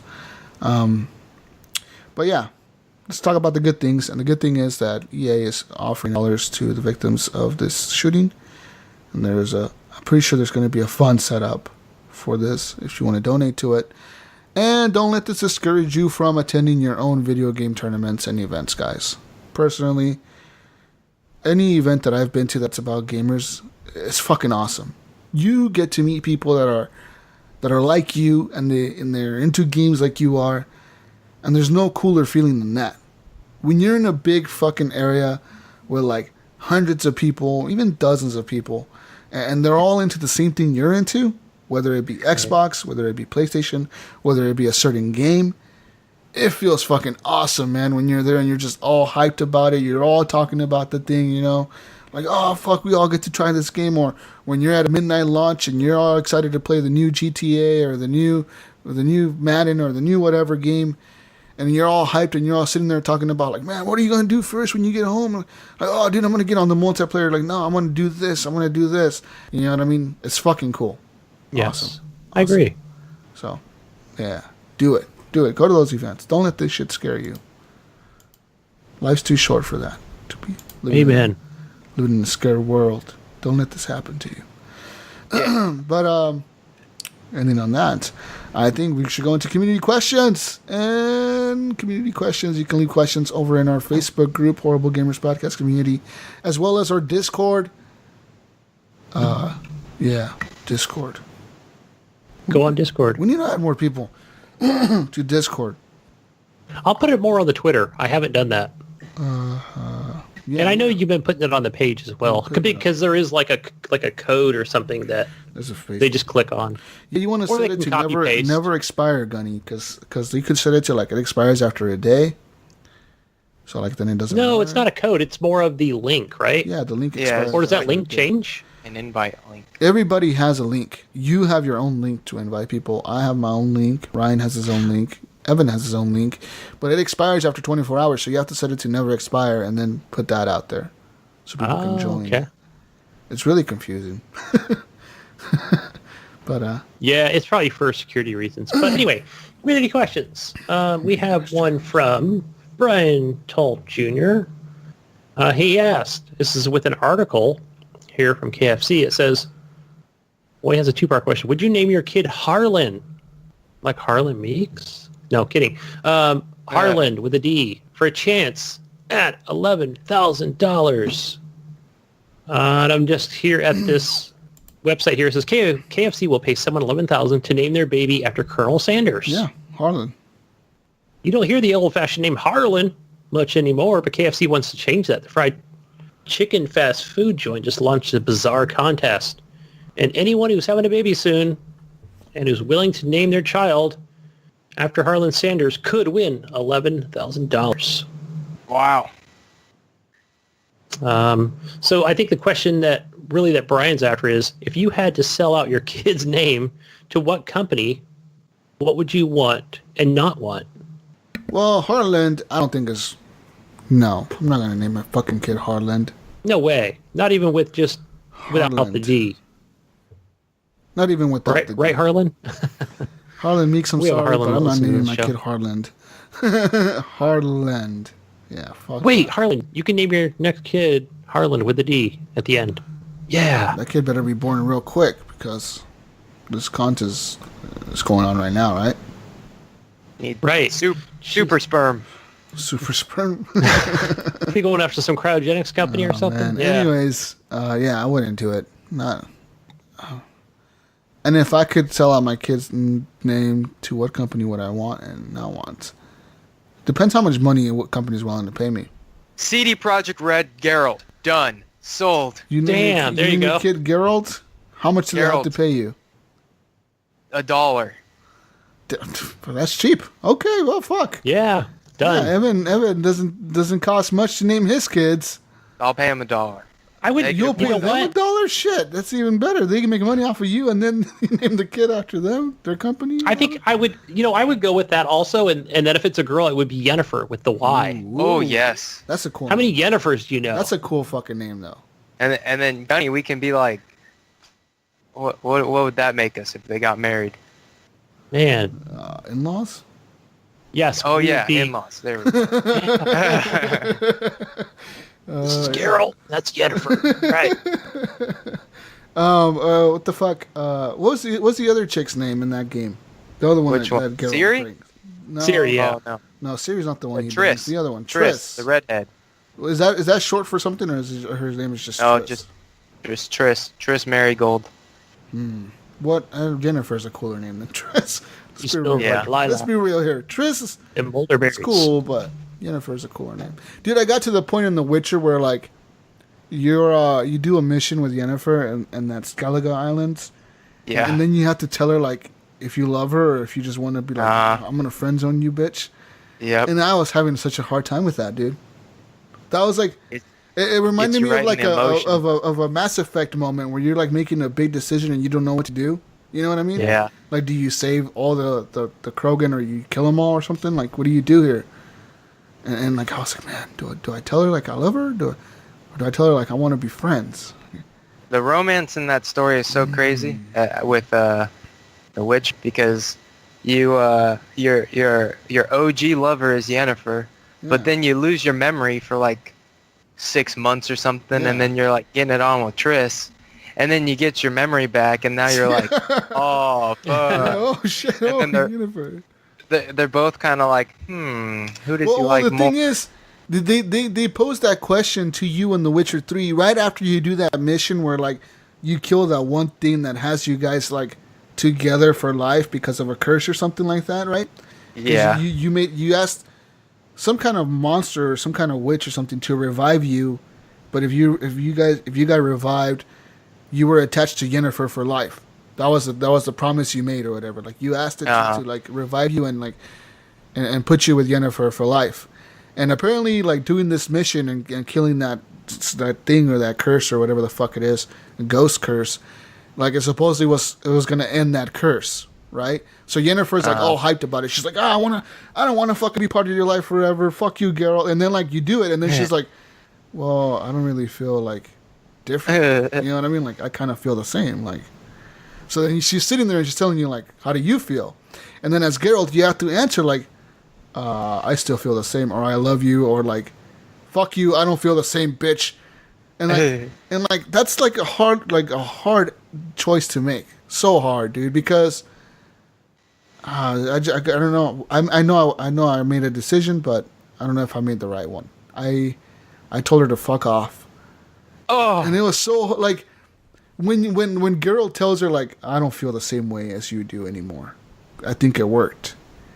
Her face goes from ruthless. like looking at you like with this passion to like heartbreak, dude. Like I felt so bad. I was like, oh You man, ruthless this is so. And then like he's like, well, you don't have to leave. We could spend time together. I was like, God, you're making it worse, Geralt. Just let her walk away, dude. You ruthless bastard. It was cold. But like, the reason I did that was because Jennifer always seemed like she cared about Geralt. She's cared about him, right? She loves him or whatever the fuck. But she treats him like this dude who's just supposed to like listen to whatever the fuck she says. Like, do what the fuck I want you to do, and that's what you're here for. You're not here to like question me, motherfucker. You know what I mean? She acts like your boss. Yeah, kind of. And with Triss, she acts like your friend. Like she's there to help you because she wants to help you, not because you're forcing her to help you or she needs to help you. She wants to help you. And I was like, I think Geralt's better off with Triss than this crazy bitch. Did you have Triss stay? Did Triss stay for you? Yeah, she did. See, and that's the thing that happened earlier in the game. I asked her, I told her, I was like, I love you, Triss, and all this shit, but goodbye. Oh, you or whatever. spilled out your emotions. Yeah, and then she's like, I came back for you. I love you. And I was like, oh, fuck. And then I was sitting there thinking like, all right, I made Triss stay. Now I want to tell this girl I love her. And then what the fuck's going to happen to Triss? You know what I mean? Like, she's going to be like, you motherfucker, you asshole. So there's a there's an option if you do all your dialogue right, shit. where you have Triss stay and you have you do the same with Yennefer, and then at the very end they're like, okay, like, you know, you could have both of us, like meet us at whatever, some place or whatever, some inn or something, and then they like chain you up and they leave you there. Folks just leave you? Yeah, they trick you into that shit. You don't. Yeah, you don't get either of them. What? And you're like, oh no! Oh, that's and then so like horrible. Dandelion, Geralt's friend. Yeah, I guess he has to come and rescue you that time. Okay, because he owes you a favor. Yeah, because you're always saving his ass. Oh my god, that's so funny, dude. Like, I'm glad I made that decision then, because if I would have told her I loved her, then I'm pretty sure like Geralt and her would have stayed like in a relationship type thing. Yeah. But then Triss would have been like, what the fuck, and that would have been kind of shitty for Triss. Good, because now I'm going to be a one-girl guy. Yeah, like you got to choose, man. It comes to a point where you really have to choose, like who you want to be with. Like you want to be with, and the thing is, I've always liked Yennefer's relationship with Ciri, because she always seems like super excited to like see Ciri, right? She's like a mother figure. Yeah, she's like her mom. I'm like, fuck. I'm like, and then I think I'm like, maybe I should have stayed with Yennefer. Like, she seems like she cares so much about Ciri. Like she loves Ciri, dude. And like I feel bad for her because I'm like, yeah, you're not her mom, bitch. Triss is. Yeah. Triss is the stepmom now, Like, but then every time you see Trish, right? Every time you look at her, you're just like, I bet she can be wild, right? Oh, hot, you can't decide. Triss is as hot as Yennefer is. They're both hot as hell, but it's just like, it's whose personality do you like more? And I think you'll have Triss. To wait for the Witcher TV show. And I think Triss is more genuine with Geralt. Like she cares about him more because she cares about him. I think Yennefer cares about him, but she's just too bossy, dude. Like, no, dude, fuck that. Yeah, I wonder what they're gonna do in the TV show. Who's Geralt gonna go for there? Kira Metz. I killed her, dude. You killed her? Yeah, I killed her. What the heck? Yeah. Because there's a point in the mission where you're doing with her, spoilers, everybody. But there's a point in the mission where like she tells you to go somewhere and meet her, and then you do your thing with her or whatever. You kind of outside, and then she meets you. She asks you to go to this other place, and then you go there, and then she gets like the scroll, like and then I didn't know you could kill her. And then as Geralt, you ask her like, why do you need that scroll? And then she's like, well, I'm gonna do this thing, whatever. And then you're like, I can't let you do that. I'm a Witcher, and by law, or whatever, like by my code, you're breaking my code, and I must stop you.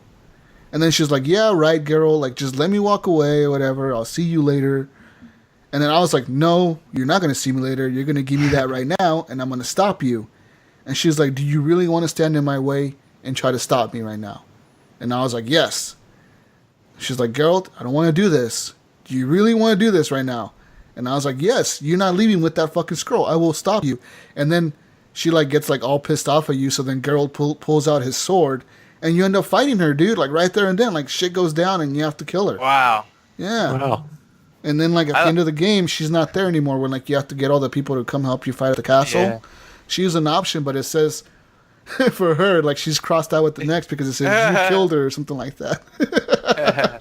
I let her walk away. I was hoping to get some later on. No, dude, I straight killed her ass. I was like, no, bitch, I'm Witcher. I got a code to follow. You gotta give me that fucking scroll right now. I'm not letting you walk away. Her. Yeah, she died. Dude, Geralt already banged her. He's cool. One and done. Yep. Enough of the Witcher talk. We get way too into this shit. Witcher's Ryan's so on. We can talk about the Witcher. Witcher's so good, though, dude. That game is like...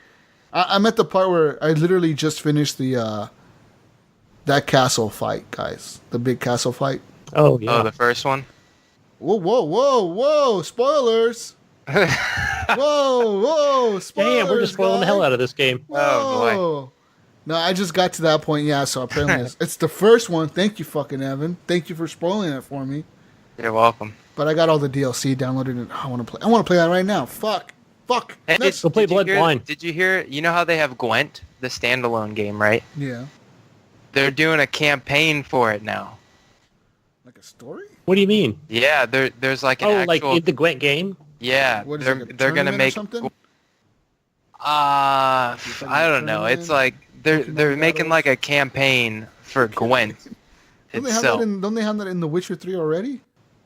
Well, they have Gwent just as like, you know, they have quests for it and stuff, and then Gwent, you can get it. I have it right now. I don't know if it's preview or if it's like early access or something, but they're going to put a campaign into it and then have like an official release for it like next year or something.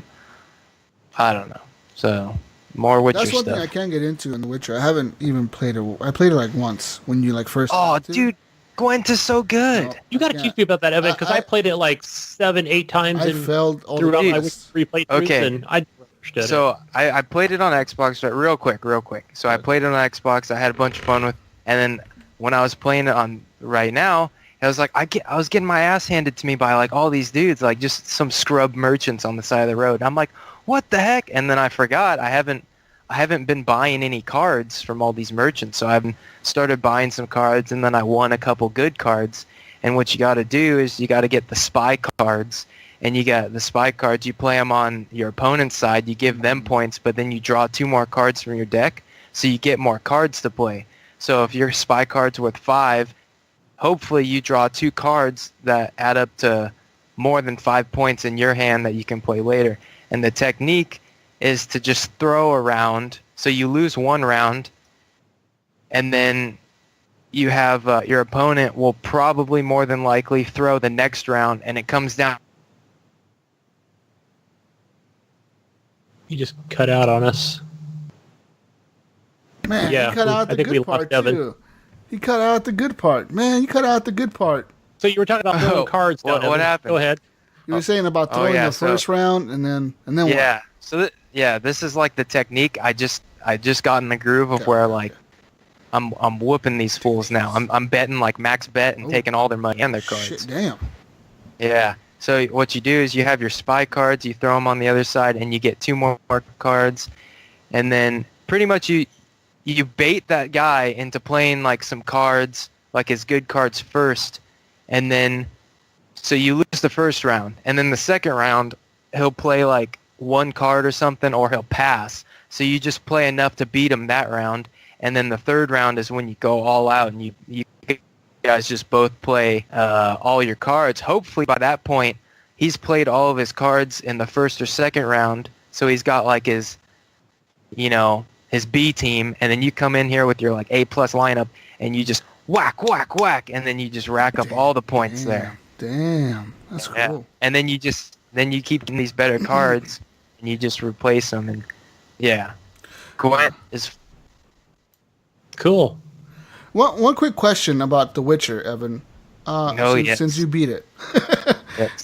So I remember there was a side quest for who was it? That guy who like runs the bathhouse. Oh yeah. Jerk Dijkstra. He's from Witcher 2, Yeah. I know his name started with Yeah. a D. So, anyways, Dijkstra, right? You do a side quest for him, and it's about assassinating the king, the Red King, or that's what they call him, right? The Red King, the guy on the boat. Yeah. With his army. So I did that side quest where I helped him get like all the layout of the boat or something like that, or the layout of what he does or something. I helped him get something. Like I got him, Dandelion, and somebody else together to like help plot to assassinate this guy. Yeah. But nothing else has ever popped up since that one mission. Will this come up later in the game now, or what's going on here? So it's all like, the game is affected by that, I think, because I think you can fail that quest, and I think it just depends on, like, how you choose what you do, because I'm doing that. I actually just started that quest last night. Like, I saved this, like, cobbler dude from these trolls, and he's got, like, all the information and whatnot. And that king is a dick because he's trying to get all the mages and all everybody killed, right? The witchers and everybody killed. Yeah, he's trying to get them all out of the city. So I'm like, fuck this guy, we're gonna kill him. And so you did all those, you did like the preparations and whatnot. So yeah, we went and we killed like the leader of the one, like the witch hunters or whatever they're called. We killed that leader. Like I set him up or whatever. Where I walk into the room and like I'm talking to him, and then all of a sudden I'm like, I'm here to fucking kill you, bitch, and we're fighting and shit, and then I kill him. So I killed him, so he's dead, but I still see some of the Witcher guys, like the Witcher Hunter guys, still like around. Yeah. So I still see them around, but they always attack me on sight pretty much, or they're always like, I'm watching you, Witcher, like keep an eye on you. But like, I did all the things they required me to do for that side quest. The thing is, once I did it, like they said, okay, we'll contact you when we're ready. And they just haven't talked to me ever since then. Like I said, I already fought in the castle. I got Ciri. I did all that, and this hasn't come up again. So I'm like, I'm sitting there thinking, like, fuck, I want to go kill the king. Fuck that guy. Yeah, I think because there's more story that involves the king that it comes up later. Oh, okay. I don't know for certain, but I'm pretty sure that's how it was, because I know what you're talking about. Like, it doesn't show you anymore. Yeah, like it's just gone. And then isn't it the king of Skellige? Is that who you're talking about? Yeah, the king, the red king, the king fighting the black army.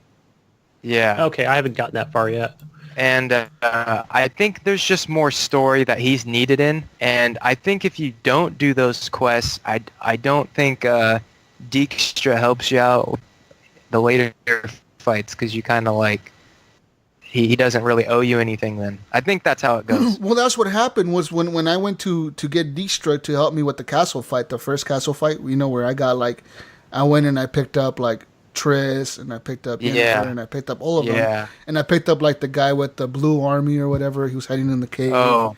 I got him and his the crazy girl. Dude. They came to help me. And like, all these people came to help me, but when I went to Dijkstra, he was like, I don't know you shit, weird, like, get the fuck out of here.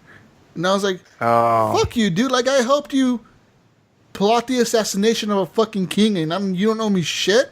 Like, what the fuck do you mean you don't know me shit, you fucking Found dick? the thief. Yep. Yeah, your relationship with him is, like, super, like... Rocky? It goes back and forth. Yeah. Like I don't even know what I did to piss him off. I think the only thing I ever did to piss him off... It's previous story. Oh, it's from the past? Like, you broke his leg or something, or... something was like that from The Witcher 2, right? Where you so I remember when it asked me about that, like, what did you do? I said I broke his leg, or I let him live or something, but I broke his leg or something like that. Yeah. So, like, because he brought that up. He's like, I remember what you did to me, but Geralt's like, look, that's the past, man. Like, we need to get over that. Yeah. No, I won't get over it. And then I'm like, and I helped him find the thief who broke into it, like the assassin who broke into his bathhouse. I helped him do all that. I helped him plot the assassination. Yeah, but then at the same time, while I was plotting the assassination of the king, I was doing missions for that king. Like, I was doing a couple missions for him. Yeah. Like, let me go do some shit or whatever for him. Yeah. So I was doing that for him, too. So I don't know if that affected that, or if he's pissed off at me because I did those missions for the king. I don't know, man. So, like, I just want to know, do I get to kill the king? Because I want to kill that motherfucker. Go in there with a fucking sword and kill everybody. I know, because I did a mission for the king as well. I think you have to. Yeah. But I held out some information from him. Like, I didn't tell him everything. And he was just like, Get out of my sight. Yeah, same here. Like I told him some of the things. yeah, Like, I kind of, you can lie to him, right? You can be like, oh, yeah, we got all of the whatever the fuck he told me to go get. We got them all, and he's like, oh, okay, yeah, get the fuck out of here. Yeah. Okay, I know who you're talking about. Complicated ass game, dude. I just want to know. I want to kill that guy because I don't like him. Like Is it the guy from Game of Thrones? The Red King. The Red King. He's the voice. Well, he's the voice. He was the father of in Game of Thrones. Oh, he was? I don't know. Maybe. Yeah. But I know that he's trying to kill all the witches and stuff, and I don't like that. I'm like, dude, like they're cool, man. Yeah. But yeah, that whole game is fucking crazy. You can go on and on about all kinds of shit in that game. The Red Baron and all that cool shit. Man, yeah, the Red Baron was cool. So many cool things. Little botchling baby. Yeah, the botchling baby.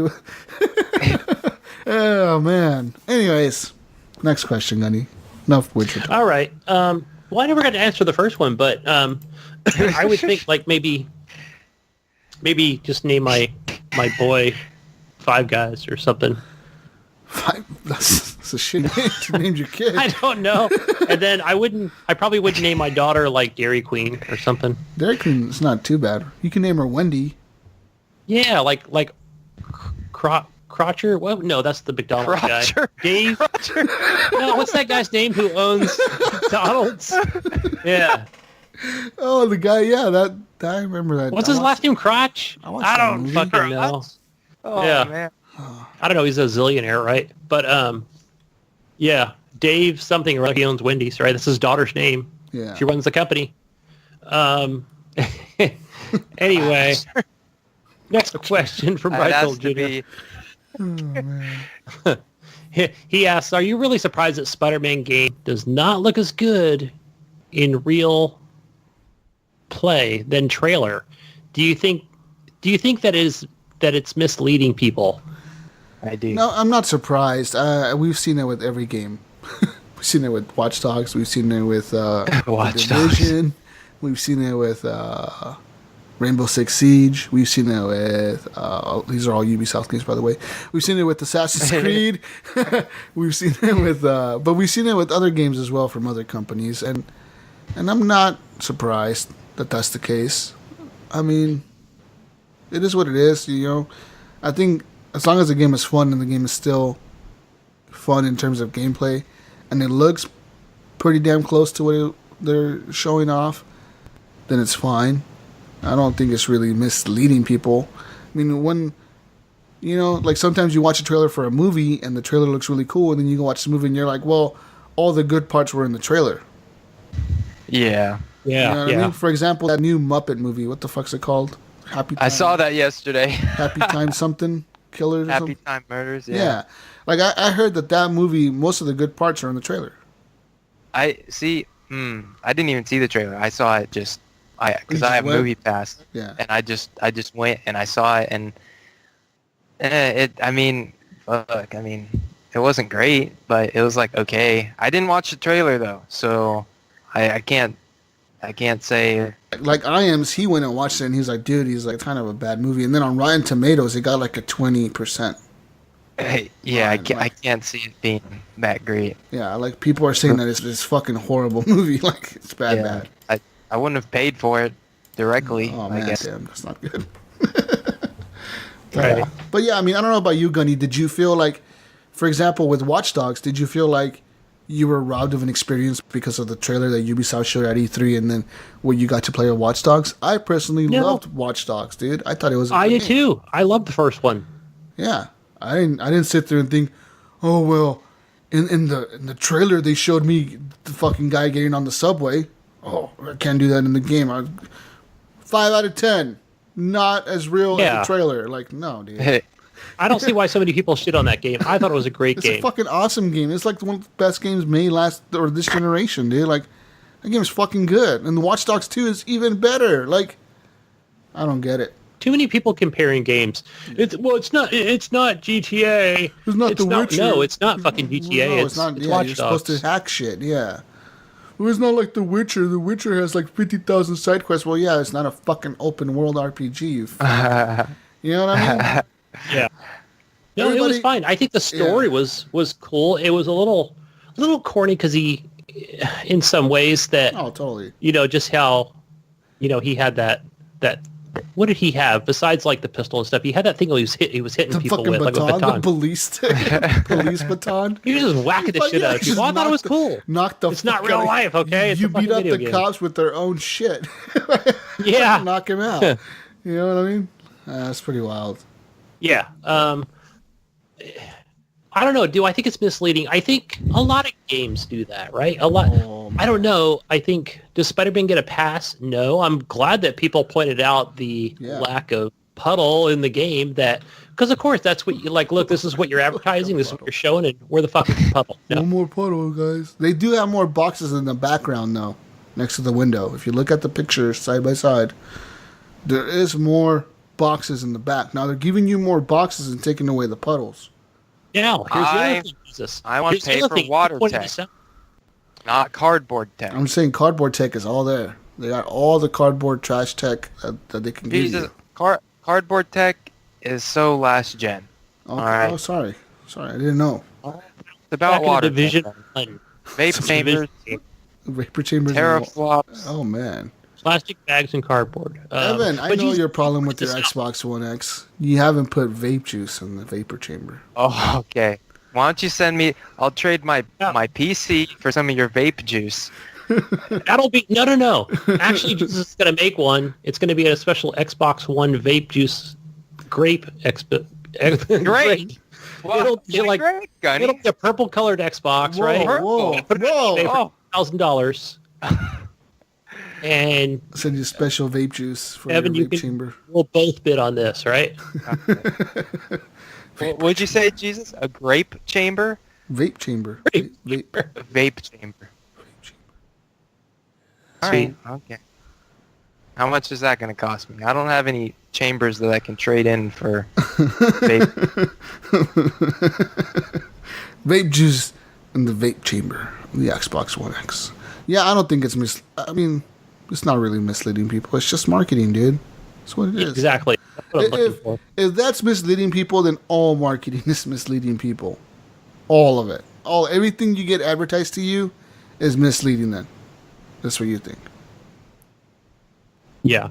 Evan, Agreed. do you agree? Do you think that it's misleading? Yeah, I do think it's misleading, but it's not that different than all the other stuff. I mean, that's just how it is. They're trying to make it look as cool, as badass, and most puddles and all that stuff. But that's just part of the game. If you have a problem with that, it's like you have a problem with everything else. Like you said, it's just marketing. They got to try and sell it to you as But then best we as do they have can.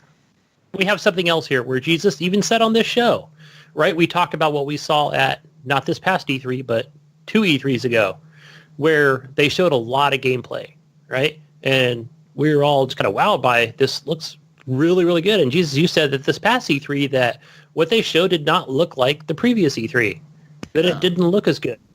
Yeah. So what are they changing? They are changing They're this constantly game. changing the game, yeah. Another thing that like misleading is No Man's Sky. That Was misleading. Yeah, okay. Because that's Well, the I can agree dev. on that. That's the dev going on interviews, and like he was legit in the interviews before like before the launch of the game 2 years ago. He was on interviews saying multiplayer is there, all this stuff is there, and like all that stuff wasn't there, man. It just wasn't. It was that's misleading because he's out there saying this shit like in interviews saying, oh yeah, like you're gonna be able to play with your friends and all this stuff, and like we're gonna have the clouds and then the birds and all these creatures and all this diversity, and like you play the game and you're like, well, that's not here. Where the fuck is that? Where the fuck are my friends? I can't add my friends. Okay, I can agree on that. That's misleading right there. Yeah, because he's straight lying to like interviewers. This because you saw a fucking puddle in a trailer, and you don't see it in the game. It's not really misleading, It's just marketing. It's just, No Man's Sky. That wasn't marketing. That was, I guess it was kind of marketing, but it was some dude that got way in over his head, and he was just lying to people. Like That was marketing stuff that wasn't in the game. that's him telling you his ideas, and people believing it. You know what I mean? Like, yeah, dude, we're gonna have multiplayer, and they're totally but it's not there at all. Like, fuck. That was misleading. Right. Anyway, our next question from Jonathan Hall. He said, if Rockstar booked the HGP crew to DJ the release party of the newest up-and-coming GTA game, what would your DJ name be, and what kind of music would you spin? Spin equals play. Man. I would have to go DJ Skeet. Skeet skirt. Yeah, skirt, DJ Skirt. There you go. And I would pay. What would you be bumping, bro? I would be bumping strictly 90s, early 2000s hip hop. Yeah, good one. I like that. I Good don't know. choice. Like, it depends what kind of next GTA game they're making.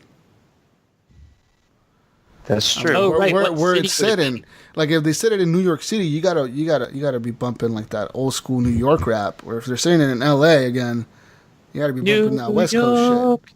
Yeah. If they set it in Miami, you gotta be bumping that like that 60s music and Cuban shit, music, like yeah. Cuban music and shit. Like, But 90s hip hop is timeless. it is. But I mean, Yeah. But a lot of 90s hip hop was East Coast, West Coast. Like, they had different styles. Like, Yeah, that's true. Like New York City rap was way different from like the shit that was being played on the West Coast. You know what I mean? That's true. Like, That it is was very completely true. different. So you gotta have the different style there. You gotta have the flavor of what it is. But my DJ name would be DJ Dr. J. Oh, Ooh, Dr. J. Dr. J in the house. Dr. J, huh? What? Here to spin them tracks. What would Ryan's DJ name be? DJ Canada. DJ Canada. DJ Goose. DJ All he Goose in plays the house. is the all he plays is the Canadian anthem. Over and over. And a bunch of Drake. Justin Bieber. Oh, Drake. Oh no. Drake and Justin Bieber. Oh, man. Who would I be? I don't know. I'd be DJ Gunny Go-Go. I don't fucking know. Go go. Gunny Go-Go. I just... Oh, I man. just- wait, that sounds... Go ahead. 280s. DJ Gunny Go-Go. Coming at you live. And I'd be playing... So, you know what I'd be What bumping? would you be bumping? I'd be playing some Nicki Minaj. Nicki Minaj. Oh. Wow. Oh. Damn. My girl right there. Damn. Just strictly Nicki Minaj, huh? Like, just go all out there. Hell yeah. Some Fifi fucking songs. Who's that dude that sings Molly Percocet? What's that guy's name? Well, I'd be playing him too. Molly Percocet. Oh, man. Gunny's going on new hip-hop. school. Gunny's going on new school rap and shit. Oh man. He's keeping up with the times. Any Eminem? Anybody? Come on now. Oh. Oh, Did you hear Eminem's surprise album he dropped 2 days ago? Album? I didn't hear it yet because I've been off the it's good, grid Gunny. a couple days. It's good. Real good. But yeah, I thought that the last, what was it, GTA 5's release party looked fucking cool as shit, dude. They had like the fucking voice actors there who played like Trevor and Michael and Franklin or whatever. Yes. Those fucking guys, they look just like the characters. Yeah, they do. They look just like him, dude. Like Trevor looks just like the fucking Trevor. Like the character, the guy looks just like Trevor, dude. He acts like him too. He walks around cussing and shit. Fuck out of my face. Right, isn't he in The Walking Dead and like Yeah. other things, other movies, Yeah. shows I've seen him in? Yeah. But I mean, that dude, yeah, He's been in other video games too. Yeah, Yep. it's fucking cool. And yeah, so I'd be fucking cool, man, to be a DJ at a Rockstar party. That'd be fucking awesome. I just want to be at the party. Yeah, fuck yeah, just be there all drunk and shit. Hell yeah. Maybe we'll have it down in LA, GTA LA, man. I don't GTA 5. think the next one will be GTA in like in Los Santos. I think they're gonna make it either in. I think they'll go back to Liberty City, like New York, or Miami, Oh, you think so? Yeah. or Vice City. Vice City would be cool, dude. Think about like if they set a game and set it in Vice City in that same time period of Vice City, but like have you playing a different character doing different shit and like drug running and shit. That'd be fucking cool. man. Oh, Get the speedboats going again. Yeah, That'd yeah. be- You get like, oh, you gotta drive the speedboat really fast and go to Cuba or something and get some cocaine from this guy named Fidel. Then you come back. You drive it back, right? Yeah. Fuck, you know what I mean? Or like you got to fly the Cessna like really low to the ocean so you don't get tracked on the radar or whatever. And All right, what about this? What about what city would you choose outside of the U.S. to have the next GTA in? ooh, man, Dubai. Oh, In excellent Dubai. Really? choice. Is there anything dude. there besides like tall buildings? Tall and stuff buildings, and but like really desert? rich people with like really expensive fucking cars. So I'm sure there's a lot of crime going on there. Yeah. Yeah. But like, you know what I mean? You can get like in there with like, you can have a lot of cool cars, you know, stealing like all the cool cars all the time. That'd be fucking cool. Dang, that. I was thinking like France. I don't know why. France? Just I think it would be cool. Eh, Just get up on the Eiffel Tower and drop some dude off of there, you know, because you burn you on a Skydive drug off. deal. Skydive off the. I think Eiffel London Tower, would or be pretty cool parachuting. too. Like London would be pretty cool, but I don't know. It just doesn't seem like a city where like a crazy character running around killing people and shit. Like, well, no city really seems like that, but you know what I Right. mean. Like, We try and avoid those cities. I think they're anti-gun there, right? So like I Dude, you couldn't. can't even have a knife. Yeah, you can't even have a knife. Yeah. well, I said Yeah, France, but I don't know what their rules And then like are. they have cameras everywhere in London. Like I don't think you would get away with much. You know, it'd be constantly 5-star wanted level because all the cameras are catching you doing everything. Because you're cutting a piece of bread. 5-star wanted level. You walk down the wrong side of the street, you're wanted now. 2 stars. Oh man. But I think Yeah. either that or like probably like what if they made like a GTA in like South Africa? Big They city. don't yeah, Yeah. that would work. That would work there, you know. Or I South figured- Italy? Africa's pretty big, huh? Italy? Oh, yeah. Italy? That What about Good That'd one. be kind of like Go to Venice. Oh, yeah. Assassin's Creed-esque. yeah, Assassin's Creed. You like climb the side of the buildings. Or what if You see what's his name, Anzio or Ezio walking around with his Ezio, fucking yeah. hood on, just walking around. Yeah. See him jumping around on buildings and shit. Or like, what if jumping into hay piles, or like a big ass tower? fucking swan dive. Or what if you see like a GTA in like Spain? Or Germany? I could see one like in Germany, Berlin or something. Berlin. Oh, Yeah. GTA Berlin. I don't know. Absolutely. Man. I don't know what they're gonna do with the next GTA. All I know is it's gonna be fucking cool as fuck. GTA Hawaii releasing 2020. Oh man, Hawaii really? No, I don't know. What if Just they throwing did a it out there. GTA Tokyo? That's what I was thinking. Yeah. That's what I was thinking. That would be cool. But that's kind of like whatchamacallit? Straight Sleeping Straight Dogs. Sleeping Dogs. Yeah, They yeah. already but kind that of did like was in China, the wasn't Asian. Yeah, I That's- mean, that was Tokyo, they, wasn't it? it? the That was China. Which is owned by China, right? the Asian Tokyo isn't owned by like China, GTA. Oh, Japan. Yeah.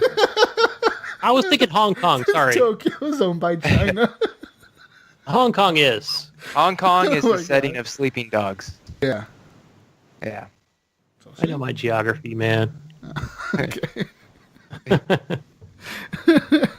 We just lost all our Japanese listeners. Sorry, guys. Yeah, yeah. Hey, I'm Goddamn still Gunny. here. Still here. Oh, we got one. We got one still here. Offending all our Plus a Japanese Patreon. listeners, Gunny. Jesus. Oh, man. Hey, our last question is from our news guy, Andrew. He wants to know. He showed a screenshot here yesterday to showing that Spider-Man at E3 with the puddles versus the release in the same shot with Spider-Man with the less puddle. And he wants to know what games have the best puddles. Can we just a water check, or he wants to know which ones have the best puddles? Well, I've Yeah, seen which pretty- games- I've seen pretty good puddles in that Watch Dogs game when it rains, like in that Chicago city. It was always raining, so like it was always dark. Pretty good puddle tech there. What? The Witcher 3. Which Best three puddles for wins what's best? your horse's name running through? You know, Roach. Roach, my boy Roach. I like when he talks about I call all my horses Roach. Yeah, like because he goes up to the other dude, and the other dude like named his horse something, right? Yeah, That's a weird name. I'll call all my horses Roach. That's fucking funny. Lady on the back, what do you call her? Bitch. No. There goes all the women listeners. It's like the old school style setting of bikers. But yeah, I can't think of any games that really have good puddles. Yeah. Maybe, yeah, I don't know. Should have gave us a list, Andrew. Choose from the following. Let's see. Best puddles in video games. Probably the best lighting or something like puddle reflections. The top 8 video game puddles. Oh, there is a list. Here we go. Number 8 is Blur. oh, okay, Looks like a racing game. yeah. Forza. Number 7 is Splatoon 2. Wow. Number 6, Jurassic World Evolution. Number 5 is Forza 7 and Drive Club. There you go, guys. Yeah, that's right. Number 4 is God of War. Number 3, Infamous Second Son. Number 2 is Grand Theft Auto 5. All the games we talked about. And number 1 is... Number 1 is the pools of salty tears created by sad gamers who are complaining about Spider-Man's altered puddles and lighting tweaks. Okay. This article is made for this question. Oh, Oh man. Wow. Oh shit. Okay. Well. Man. I'm going to post that. I agree. Forza 7 does have damn good puddles. Especially I like when it's raining and it's daytime. That shit's cool. And then depending on where you hit that puddle, will slow your car or not slow your car. Oh, really? Hydroplaning. Yeah, I think it was, yes, definitely Forza 7. It does that. You could hydroplane in Forza 7? I don't think it hydroplanes, but it will, basically you could lose control of your vehicle going through that puddle. So it's, how just like it's a racing game, it's a video game, where if you go on the left side, you're going to hear the puddle, the raindrops will come up, but you'll be like going through it. But if you go from more to the right, it'll, you'll have less control of your car. Yeah. So I guess it think makes sense. That's the whole Everything point of the else is- puddle, right? Everything else is so hyper-realistic. Yeah, that's the whole point behind that. It's an obstacle. Alrighty. Alright. Well, oh shit. Man. Word up. Word up. Bam! Yeah, so PAX this week, man. Mark from this Xbox Live is there today, right now. I told him to take pictures. Was it this past week or is it starting It's today. Oh. Started yesterday, I think, and yeah, this weekend. Going There you on go. through Labor Day. All right. So, Happy Labor Day, folks. We're done, out guys. there listening. If you're listening to Labor Day, Celebrate. just remember, there's no beer camping. That's just sitting in the woods. We're done. I Alrighty. think we are finished. I think we're done with the show. Cashing out. Yeah. All right, we're done. Fuck, God. Find me, Xbox Live, Gamertag, Jesus Walks Out. I'll be playing some Witcher right now after this because I really want to play that. Or Rocket League, or both. Can I play both together at the same time? I don't know, Same maybe. time. Oh, Yes. Tonight I will be on MCC Collection. What are they calling the MCC Collection? Is the MC Collection, because it's MCC, stands for Master Chief Collection.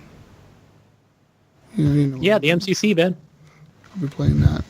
Halo. Halo. And, Hey, add me on Xbox Live and on Steam under gamertag Gunny Chief. okay. Where do we find you, Evan? A1 Thick Sauce 69. possibly going to be shirt pockets if it doesn't get checked. And that's on Xbox. And Reppin' Evan on Steam. Shirt pockets on PSN. Yes. Do you have a Steam? Yes, do you have yes, a? Do you have a Switch? Nope. No. Okay. And Jesus, tentacle support will not convince me to buy a Switch. He told me not to either, and I bought one. All right. That's some reverse psychology right there. Well, guys, we're done. Yeah. Dunzo. Peace out, Brussels sprouts. We'll catch you on the next week's edition of the Horrible Gamers Podcast. Goodbye. Bye. Bye. Goodbye.